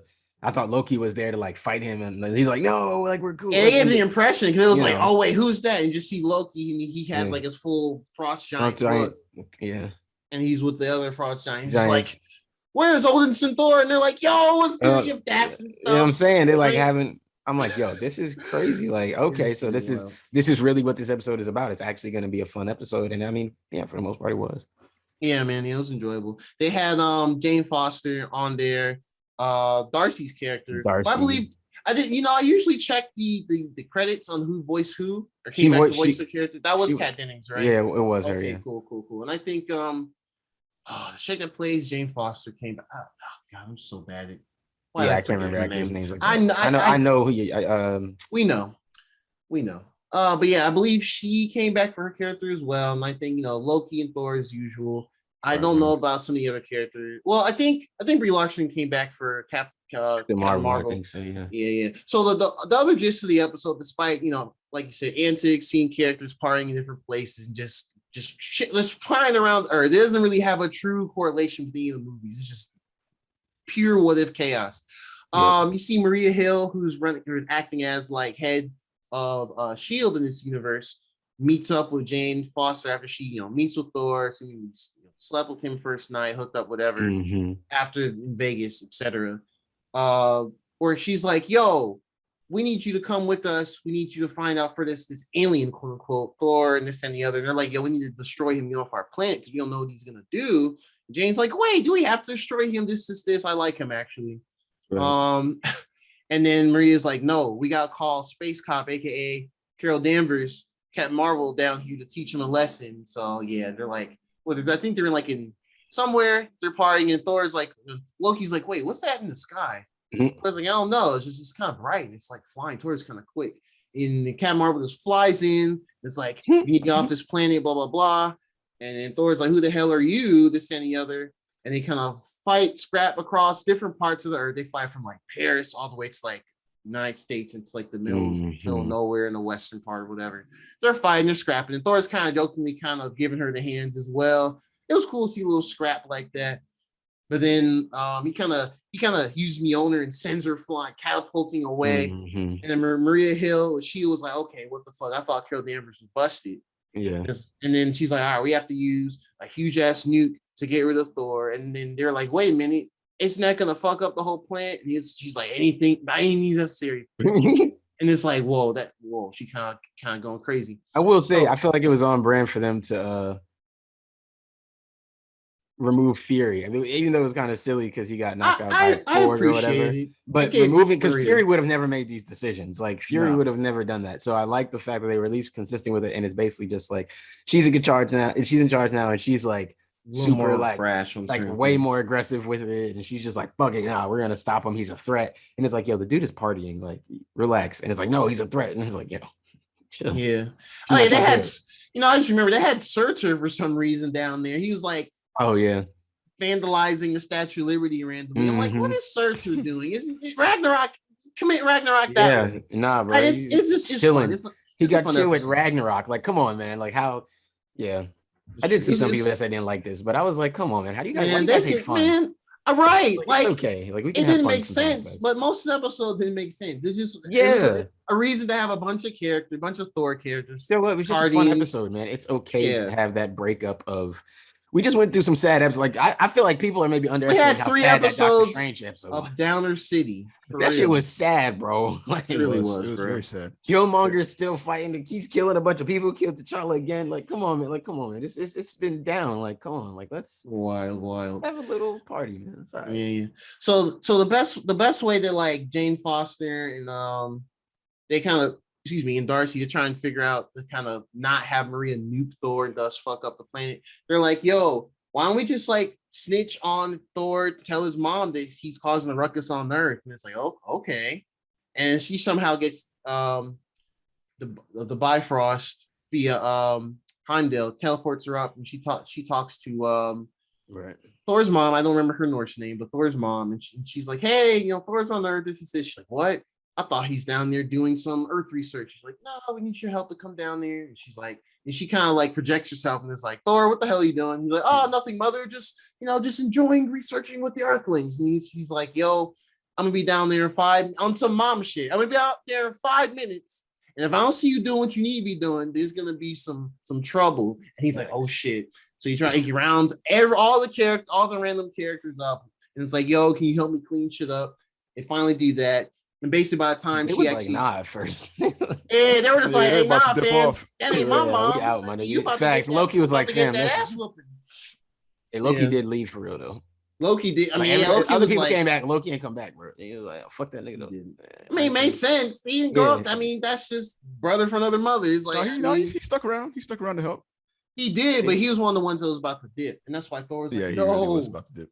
No, brother, blah blah blah." But yeah, and then Thor convinces all of them. Is like, "Yo, please help And they're like, all right, fine, whatever. So they somehow clean up all the parts of the earth that they partied around on some typical college, like, oh God, we gotta clean up before mom comes home type shit. Yeah, of course. And then they show, Thor's mom like teleporting through Bifrost ever so slowly when every other time they teleport immediately. By the time she gets to like Paris or something, we see Thor teaching a bunch of random characters. Like, and that's the history of this, like teaching like a random class. Yeah. She's like, Thor, you're teaching. It's like, yeah, everything is good. Mm-hmm. And he's like, he like calls Mjolnir the hammer. And he brings it back and it's got all this like party graffiti and like some random stuff on it. And he's like, she's like, why does it look like that?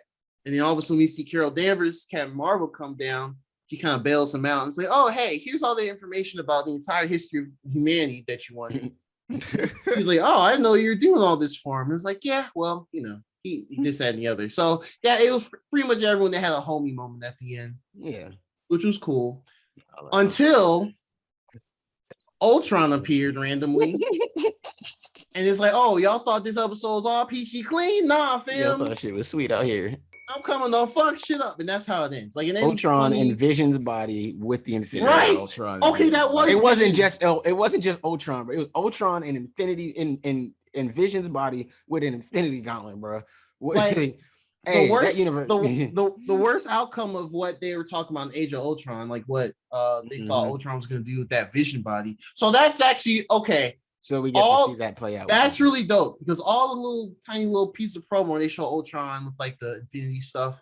I thought that was just straight up Ultron again, but no, it's legit with Vision face. So it's gonna be, I don't know, a mixture of Vision and Ultron. That's gonna be kind of fire. What if Ultron convinced Vision to join his side or some shit? Right. Oh man. I mean, that'd be even crazy. I don't know if that's it, but I don't know, man. You never know. He might. They had that battle of the minds in the actual movie. And Vision ultimately said, "Nah, I don't agree with you." Yeah, but what if he actually agreed? Square root of -1. Wait, what? And now it's the end of the movie. Oh, yeah. That could be it too. That could be his origin in that. I see what you're saying. In this universe, he could have just said, "Nah, I see what you're saying. You got a point. Yeah, you smart. Yeah, humans are actually the worst." Yeah, facts. Let's kill him. Yeah, no, yeah, that makes sense. How do we get rid of them? Infinity Stones? Cool. Oh, man, let's go get those. Got it. Easy. So I feel like now I'm curious if these last 2 episodes are gonna be their own thing. I think we're gonna get crossover moments now. Yeah, I think it's guaranteed that we're in a shared universe now, and I think what'll happen is that's why. And now it makes more sense. Doctor Strange is kind of the only person. He's technically still in his own universe, but he's away from everybody else. So like the way he can, I'm guessing the watcher's gonna be like, the way you can redeem yourself. Maybe I'll free you from this universe, but you have to protect the multiverse along with some other people whose universes are also at risk. And then now we get our multiverse Guardians of the Galaxy or Guardians of the Multiverse. I can see that they've been kind of showing us. I think that's how it's gonna go down. I think it's definitely connected now. We're gonna see these because we've seen some of these characters now together that weren't together in their episodes. So I'm and especially in like the promo stuff and everything. So I think it's gonna be, I think we're in for some fun shit this week, man. I'm really excited to see where they go with it, with what if this next week, and see where they take the story. Yep. So that was episode 7. I know we kind of sped through it, but honestly, I think that's most of the main beats. It's not a super in-depth thing. Yeah, it wasn't in depth episode. Doesn't even mirror a whole movie or a bunch of movies. There's a couple things here and there, but overall, it's a fun episode. I enjoyed it. It's a lot of fun. Yeah, there were some slight references from places, but nothing crazy, man. They still had the fake Infinity Gauntlet in the in Asgard or whatever, like that. Like little shit like that. That was like, oh, that's a nod to stuff, but nothing that was like we needed to be like super in depth about it. Cool, man. We are showing that we maybe are capable of burning through an episode pretty quick. So let us, it's probably my fault because I'm shutting the fuck up. Intermissions do arise with the guys, but you gotta be smart about it. All right, so now we got Titans season 3, episode 9. 9. Yeah, episode. We're 2 episodes ahead of What If. So episode 9, it's called Souls. And from that title, I kind of had an idea. This must be the episode where we kind of address Donna and stuff like that. Yeah. But I guess before we get too deep in the episode, we were just basically talking about the feel of the episode. I think me and Ian were saying that this is definitely one of our favorite episodes of the season so far. I still am biased to the Jason Todd episode, but this is definitely up there for me. Felt a lot of good stuff happened in there. They were able to build a lot of build back a lot of equity, and we'll talk about it as we go through the episode here. But I did think it was good. So basically, I'm just gonna hit the top points, man. We don't have to discuss every single moment in this episode, but I think we will spend some time with the whole train thing, because I really enjoy when shows do afterlife concepts. I enjoy when shows do it. It always makes me feel a little eerie, but I like the idea of it. I like the visualization of it. I know that could be weird, but I do. Maybe a little morbid, I don't know. But so we basically see Raven and Themyscira. They did a little subtle way of letting us know when she get back to Gotham, she got hands. She got hands. Yeah. She got hands. Like they did a little subtle, like, hey, nah, she been training too. She was training. It's serious. Like, don't be surprised when somebody starts throwing punches and she not just reverting to magic immediately. Like, she gets to scrapping and she might pull a little sword on somebody. Like, don't get it twisted. Right. So I did think that part was interesting. I also thought that they ran through her struggling with Donna's death. And I guess we can kind of do a little synopsis of that, right? So she runs through this thing with her death. She keeps trying to use some of her magic to bring her back or to encourage her to come back, trying to understand the concept. She was trying to understand the concept of a soul and all this kind of stuff. And it made it really interesting. And one thing I did notice is that the two things coincided, right? When Donna hopped off the train, that was coincided also. When Donna hopped off the train, that coincided with Tim showing up on the train and then Donna being attracted to Tim. So while Raven might have felt like she was, this is how I interpret it, at least. While Raven might have felt like she wasn't necessarily doing anything like amazing, it seemed like the way she interfered is what led Donna and Tim to being right on the train at the same point, and then moving forward. So anyways, but back to, we'll dive into that in a second. But, Raven, she's struggling with Donna's death. And I thought a good point they were making, which I'm glad didn't come to fruition, because I wanted Donna to come back. I think we all did. But I thought was an interesting point to make was, the lady on Themyscira, and I can't remember her name right now off the top of my head, and comic book nerds kill me. But I don't know if she's a comic book character or not. I don't remember her name. But she said, my daughter died. And the one problem that I had was I started to think, who was I doing it for? Because, and obviously it's easier for us to grasp that concept because we were seeing Donna on the other side, basically telling us how much she didn't really want to go back. I thought that was interesting, but yeah, it was like, yeah, maybe you can bring somebody back, but do they want to come back? Are they willing to want to come back? And is there a path for people that are willing to want to come back that maybe have magic or somebody that can pull them back? Or do they all have to go across that bridge? Or I don't know. They didn't really explain that, but I did think it was interesting that the notion was presented that, hey, you all want Donna to come back. You want to bring her back, but there is a chance that maybe she doesn't want to come back. Yeah. That's possible. So I did like that. I did think that was good. So that was Raven's whole thing. We didn't see Starfire or any of that stuff going on. Did we see? No, I don't think we saw Starfire or Blackfire or Superboy at all in this. Yeah, all we saw was we saw Bruce. We saw Bruce. Yeah, well, and we'll do that next. But I think the soul part is the big part. Yeah. There's a lot of little things in that. That's the meat. Yeah.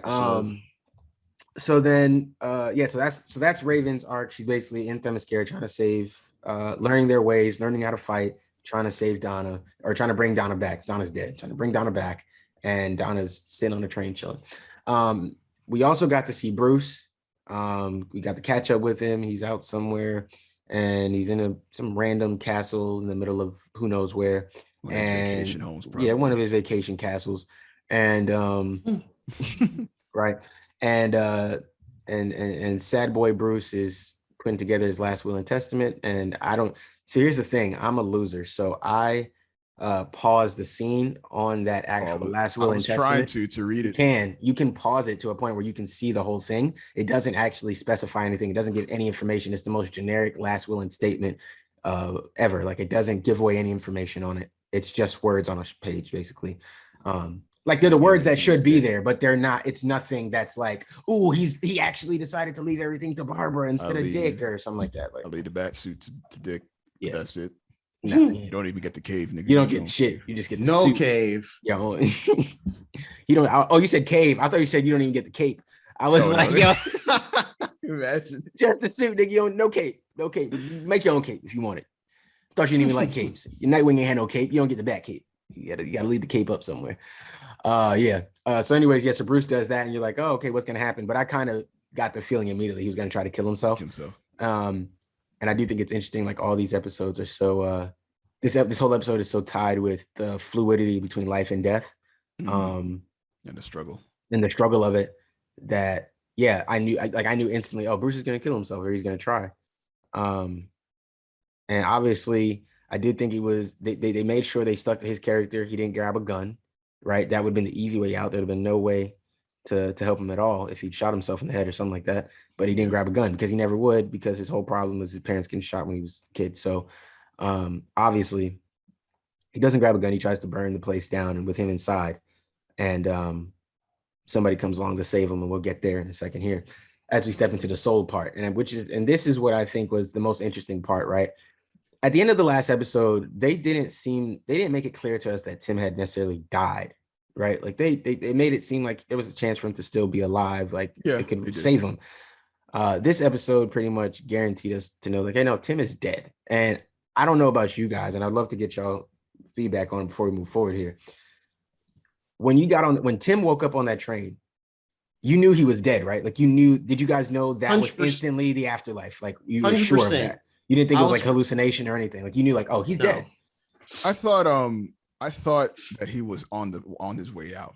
Like, if he was like on an operating table, which I guess apparently he was about to start flatlining. So he didn't completely flatline yet. That's what I was thinking. He didn't completely flatline yet. He was still, and I thought that's what the train was about. But then I saw Donna on the same train. I was like, okay, maybe he might be dead for real. Yeah, because I think that was really there to confirm. Yeah. Yeah. Donna's like, So for sure. And I think the way it works, the way it seemed to work, the way I interpreted it is, you can sit on that train as long as you want until you're ready to move on to your destination. And because Donna wasn't being problematic, she could have sat on that train as long as she wanted until, maybe Garth found her or something like that, But so long as you're on the train, there's a possibility that you can come back. Yeah, it seems like if you're on the train the other way, not at your stop. Yeah, and I wonder if there's another way to get off your train if maybe, like, you're dead, but someone said, like, in the case like where we see in the cases where, like, someone has died in a hospital and then they're resuscitated. So if you like, and obviously, like, time wouldn't work the same, right? So you might die, and in real world, like, the hospital might see it for 10 seconds you were dead, or 20 seconds, or 2 minutes. But for you might have had a whole experience in whatever that realm is. In this case, it's a train, right? So the question would be, what is that experience, really like? You know what I mean? And, like, what are you willing to necessarily move on, or how do you get? There's got to be another route of possibly getting off, because if somebody's able to bring you back through, like, real natural means, not like necessarily magic or anything, then you should be able to come on. But, like, Donna, she was dead, electrocuted, her body intact, but she was dead. You know what I mean? Like, she died. Weird. Time is weird though, because it seemed like they had been on this train almost as long as each other. But Tim and Donna? Yeah. Nah, because remember, Donna was telling him about how she freaked out when she first woke up too. And she was like, I didn't realize I died. Like, it took her, like, it upset her that she died that way. And so she was just sitting on the train that whole time, dealing with dealing how with she died, how dealing she with, died, and we'll get to that, because you can't tell me that this episode wasn't the writers pointing out shit. You can't tell me that. We'll get to that towards the end, but the writers were pointing the fingers at themselves in this episode, I think, with some of the lines and how things were worked out, which is interesting because it's in the same season. But yeah, so Donna, Donna's dead. She's calm about it though, and also I think some of her peace comes from the fact that maybe she can find Gar, or maybe she'll run into him. Maybe he'll show up on this train. Maybe her stop will be with Gar. So I think that's part of some of her. I'm saying Gar, I mean Garth, because the Gar is, y'all get it. But that maybe that will help Donna, right? So I think she's come to peace. I thought what you were saying with the time thing was that it seemed like Hank had been there almost longer than Donna, which obviously can't be true, right? Like Hank saw Donna die. Oh, absolutely. Hank would have to have been on the train. But Hank would have got on the train when Donna was already on the train. That doesn't mean they necessarily popped up in the same room. Yeah, they may not have been in the same car. He clearly, Hank must have clearly defected off the train at some point, and he's been fighting the. Yeah. So I think because we're at this part. That was a big part I kind of thought about a lot when I was watching. My whole thought about the time disparity between Hank's time being in limbo world, as I'm calling it, the train, and this grayscale world, and Donna is like, at least when they sat in the little restaurant later and kind of were talking about how they passed, etc. She was just kind of like, well, what if I don't want to go? I've just been kind of here, kind of accepting that there's nothing else, and I hate how I went out still, but I'm just here. So to me, that led me to believe that she's been on the train for quite a while. Yeah. But she has not really attempted to defect, like you said, or get off or anything. So when Hank just so happened to run into both her and Tim, who we immediately saw, Tim, he woke up shook, could barely remember anything, at some form of amnesia, and was just like, yo, I'm not dead. I gotta get the fuck out here. Blah, blah, blah, blah, blah. I gotta save them or whatever. She's like, what the hell are you talking about? So I think that's kind of what it was. Now it's definitely a lot of things with that is definitely a bit more speculative and a bit open-ended. Oh, yeah. And maybe that was kind of the aim for it. I think that was on purpose. Yeah. I think some of it is on purpose. You're allowed to have your own interpretations for these moments. So yeah, we go through this whole spirit thing. Tim wakes up, and I thought it was a good contrast from Donna, somebody who also admits to us in the episode that she struggled when she woke up with acceptance. Tim, we get to see him waking up with acceptance, and I think, don't get me wrong, I don't mean to be mushy about it or anything like that, but I think there are people who may watch this episode and it may actually help them with some form of acceptance. Like, we've all lost people close to us. We all lost people we care about. And I know it's just a comic book show. Like, it's not supposed to be that deep or that serious, but they presented us something, and you can only interpret it how you interpret it. And I feel like, Tim having to get, like, and don't get me wrong, obviously, like, it's kind of it's not the full metaphor, because Tim does end up coming back, right? Like, he ends up coming back to Earth, and he gets a second chance and all that type of stuff, similar to Soul or whatever, right? But the idea was, Donna was the example of, hey, I died. Maybe I didn't get to do everything I wanted to do. Maybe I didn't get to be exactly what I wanted to be. Maybe I didn't go out the way I wanted to go out, but I died, and I have to accept that. And I'm ready to move forward. And it seems like you were allowed to be on the train as long as that. Like, the train is like the limbo area, as you want to call it. It seems like it's the place where you're allowed to accept yourself. And as long as you're on the train doing that, they'll leave you be. The second you get off that train, or you remove yourself from that, or you don't, go to your destination, then you start having the ghouls chasing after you, and you're on the run, and you've got, now you're fending for yourself in this universe. So I did think that was interesting. But yeah, basically Tim freaks out. They have the whole conversation. The train conductor dude, or he's like a ghoul or some sort of demon person thing, and he's trying to take Tim. He's like, your stop is coming up, actually, and Tim basically just runs off. They sprint off. Donna chases after him, and obviously, like you said, Tim can't remember why he's in this weird place. Because obviously he's not conscious of the fact that he's dead yet. So they move on, and they run out through the forest and they're fighting and they get chased by some ghouls and stuff like that. And it's a whole nice little action scene of them chasing each other, whatever. But then they catch up, and as they're still running, they think they're gonna get screwed, and here comes Hank in the car, and we're like, whoa. So they still had a reason for Hank this season. They still had another check for my man. Kill him off for nothing. And one of the things me and Ian were saying before you got back, Draw, was the best part of Hank showing up here for me was that this felt like a better send-off for him than him dying I agree. to Jason's stupid plan that he just kind of walked into and let himself die. This was kind of that. This was a better, if he's gonna be dead anyway, then this is a better way to do that for him. Like, I feel like it was a real closure moment for Hawk if we're going to leave him dead. And obviously now we've been exposed to that universe, dimension, whatever you want to call it. So now, and obviously we don't know how it works. We may return to it in the future. And exactly. May see fit. Exactly. And even though, and I thought they were going to set that up with Bruce dying, I thought like him trying to commit suicide. I thought that was going to be the setup for that. Like, oh, now we're going to see Bruce in this other place. And that should be something crazy. Batman in this universe, like, might just come back just because he can, like, just for the challenge of coming back, like, you know what I mean, like like I could see him doing that. So so yeah, like I thought it was really interesting, that whole thing. But yeah, so we're still going to meet up with Hawk, and Hawk takes him out, and they're trying to get Tim to like calm down and get your brain back together and work things out. And so they go to this little, what Gerard was saying earlier, like a diner, bar, whatever you want to call it. And they're basically sitting down and they're catching up on things and trying to talk to each other. And Donna gives us the moment that I think is the writers calling themselves out personally. She's like, do you think I was happy about the way I died? I died at a carnival.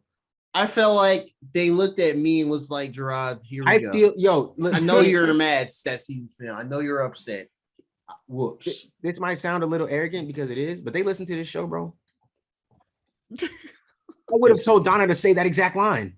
Right. Because like, I mean, don't get me wrong, twisted. Listen, guys, listen. If you watched like Titan season 2 and you weren't a fan of how shit ended and you saw Donna die and you were like, what the fuck is this? This is stupid. Why like this is the dumbest shit I've ever heard in my life. We agree with you. We are here to agree with you. We're giving Titans a chance because there are good moments in this show. This episode being one of them, which I feel like corrected some things. It corrected the thing with Hank. With him dying in this shitty, stupid way. At least we get a good send-off with him. He gets to go see, and we'll get there, obviously. He gets to meet up with somebody else new, and then he does all this new stuff, and he has a purpose, and he helps get Tim and Donna back, and it's just you know what I mean? Like, he has purpose still, and there's something to him, and then he gets to kind of go off now. And even if we never go back to that universe, we feel like, hey, he's in a good place, right? Versus, hey, yeah, Hank's just dead, and we don't know what happened, and well, just is what it is. Like, that was fucked up. So this was a good potential closure for that part of it. But when you talk about damn, I just lost my train of thought. How did that happen to me?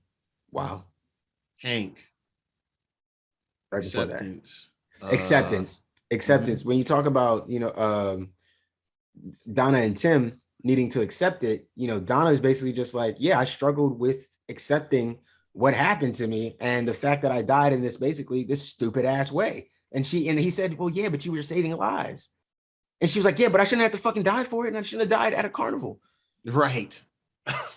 And I like, you can't tell me that's not writers. And I don't know, I'd have to look at who wrote the episode where she died versus who wrote this episode where she's coming back. But I'm guessing they're either the same crew and somebody shitting on themselves, or it's a different crew and they're like, yo, we don't know what the fuck y'all was doing when y'all killed her off for this stupid ass reason, but we done worked it back in, she back, we good.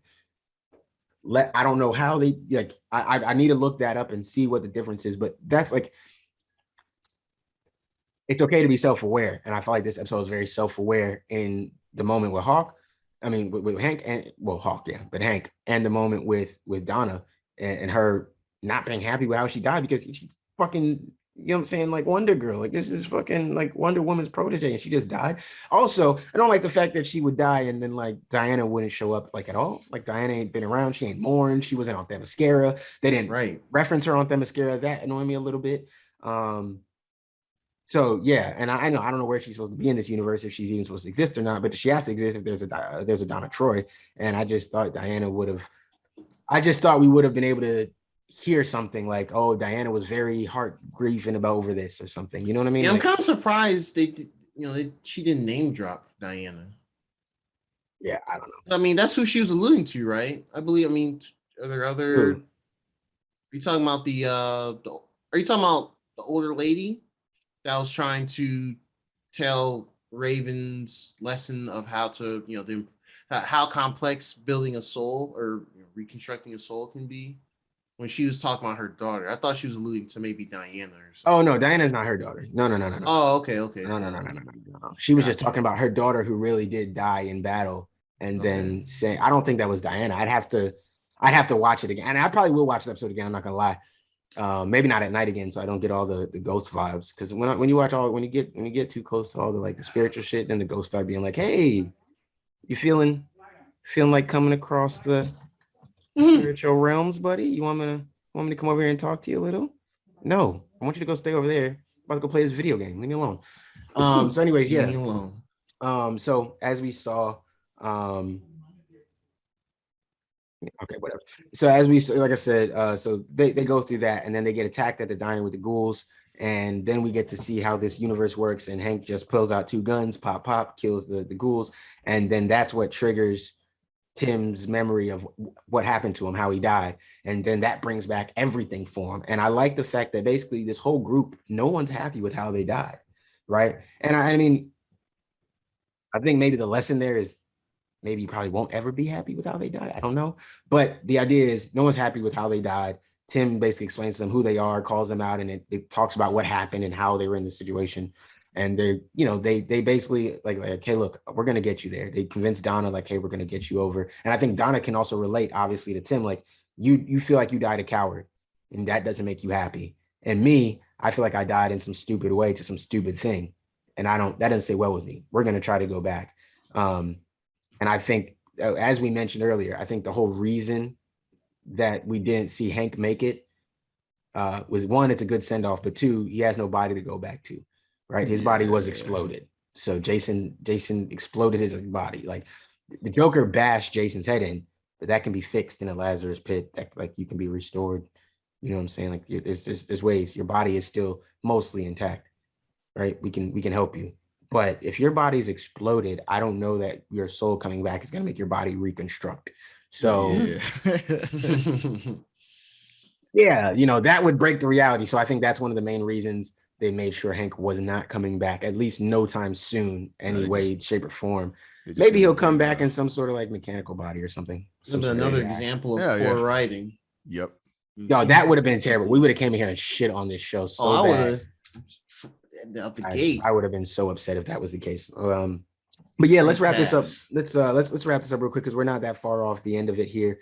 So basically they find it, they travel to the place, they find this upside down tree that the guy told them about, they weren't sure was even existing, and they find the bridge that takes them back to take you back to Earth. And when I saw it, I was like, well, it's not going to be as easy as walking across the bridge, right? Like, it's not, it don't work that way. And obviously Tim is like, so you just walk across the bridge or what? And they do the thing. They start going across the bridge, and instantly I thought this was probably the laziest part of it. I thought there was going to be like maybe a bigger bad or a bigger trade-off they had to make, or maybe they had to trade one of their souls in order to allow the soul to go on. And maybe Donna and Hank were going to be left behind because Donna already wasn't convinced that she wanted to go back. Hank feels like, hey, maybe I'll have another chance. And Tim is the youngest one with the most potential. We'll send him back. And that can be part of his story, of him really wanting to be this hero because these 2 heroes, even in death, helped him get back to give him a chance to be the hero he wanted to be. Right. So I thought there could be something like that, but they didn't do that. It's just ghouls, let them go. Just ghouls. Yeah. And they were ghouls that they've kind of figured out how to fight and beat. And they did that. I did think it was a little lame. They didn't make Tim make that jump on his own. Yeah, they didn't. That didn't really feel satisfying. I think it's just because next season, I think they're really going to turn up Tim's stuff. I think his stuff is really good. Yeah, I think they want us to see and I think they want us to see the growth Yeah, I think they want us to see his massive growth from, yeah, you're really smart, you're a technician, you're a detective, you can figure all shit out, but you're not the strongest fighter. And don't get me wrong, Tim was a better fighter than they're portraying him here, but you're not the best fighter out of everybody. You know, like Jason grew up on the streets, you know what I'm saying, like fighting, you know, different types of shit, you know what I'm saying? You know, so it's just a different thing. So with Tim, that's what I'm envisioning. And I think they just want us to show the real growth that he's coming back. So they fight them off. Tim gets over the jump, but Hank doesn't make it. And basically he fights his way back to the limbo world. And he gets to meet up with Donnie, who they reminded us of in this episode, which was good. They gave us a little slight flashbacks. You remember Donnie. And then he got to meet back up with Donnie. So that was really good for them to see. And Hawk and Donnie back together in the afterlife, and they basically said, hey, we're going to go around and save people. And then they had that funny little exchange about the order of the names, right, which he probably hasn't had to fight with because it's been his girl for the longest, and she also came into it after the original Hawk and Dove, so it's like, yeah, you can't. But now it's like, no, we the OGs, bro. Now first of all, it's Dove and Hawk, nigga, actually. Like I run the shit down here. And if Dove replaced Dawn, probably better.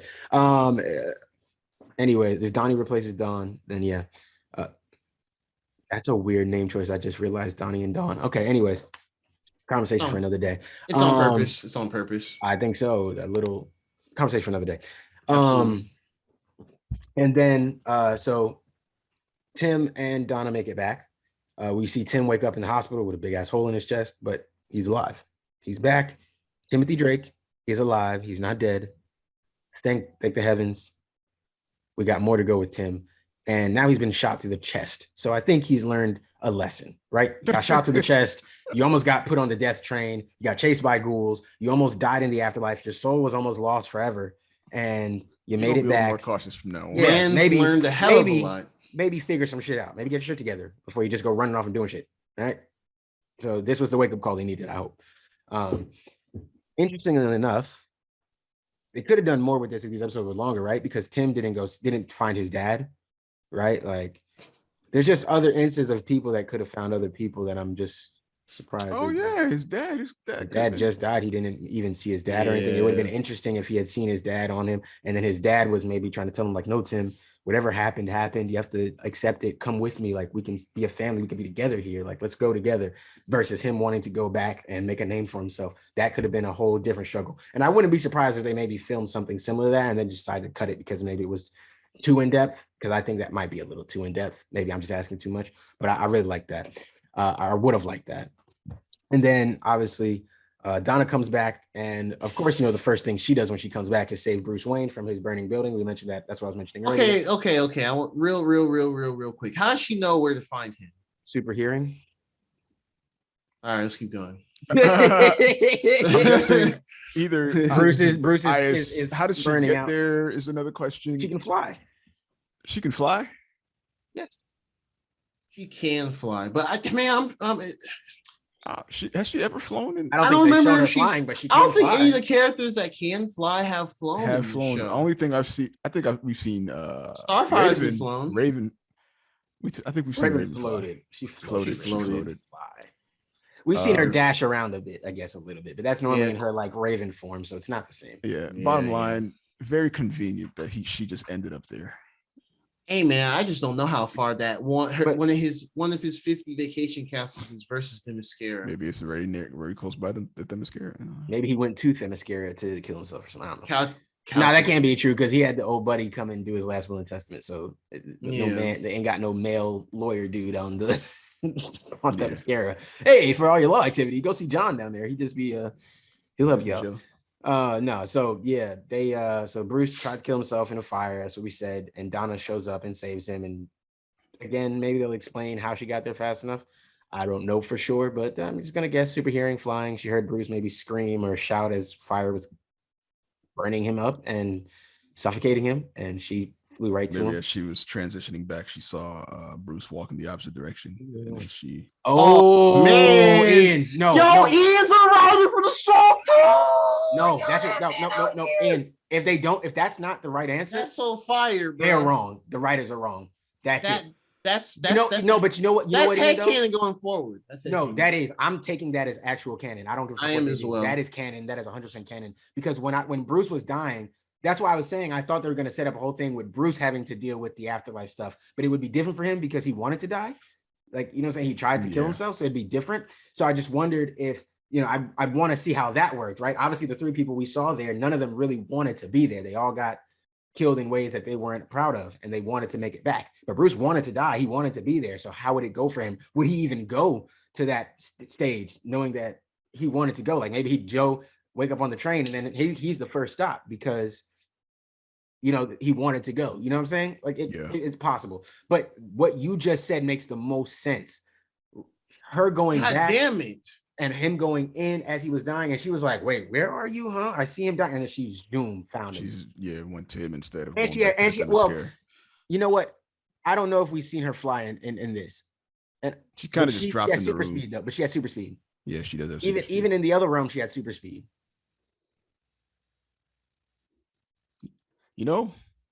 She did. Remember, she caught up with Tim.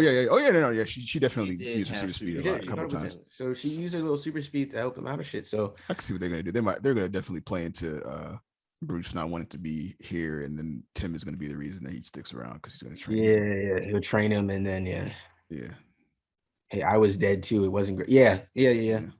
I hate that it's a little predictable. Yeah. Maybe they'll throw a curveball at us, but hopefully it's a good curveball and not like hey, this is bullshit, but we want to do it curveball.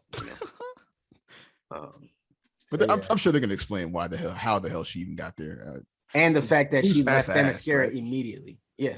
But she left Themyscira immediately. Didn't speak to anybody. Nothing. Left Themyscira immediately.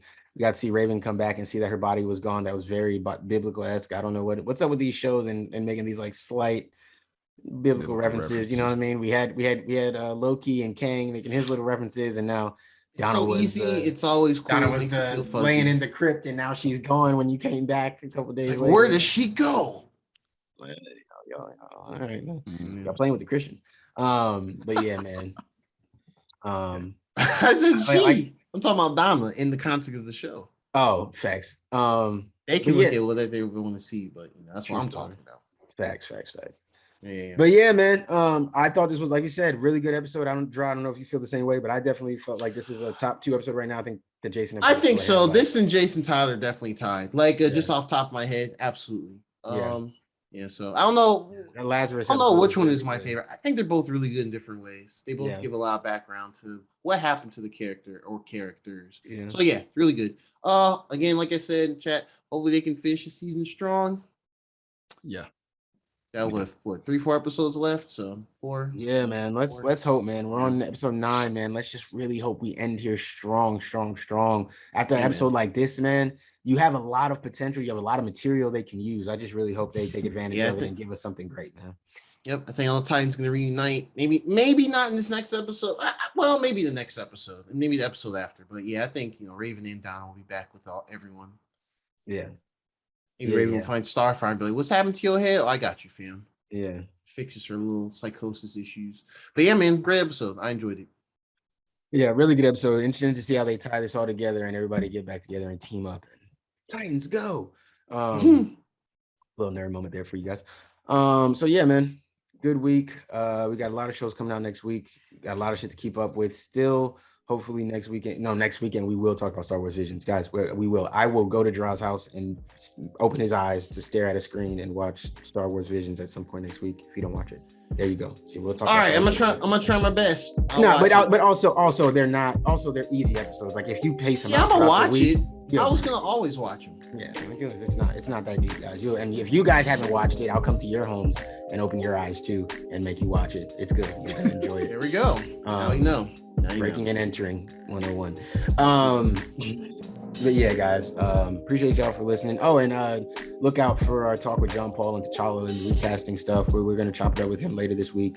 So you guys, that is still coming. To talk to them about it. We'll get it going this week, and we'll see where it goes. Okay, guys. So hopefully you guys hopefully that works out. Hopefully you guys look out for that and get some of that extra content from us. Hopefully I can turn that around pretty quick. And yeah, guys, appreciate y'all for listening. It's been two ugly nerds, but there's 3 of us. Peace. Peace. We out here.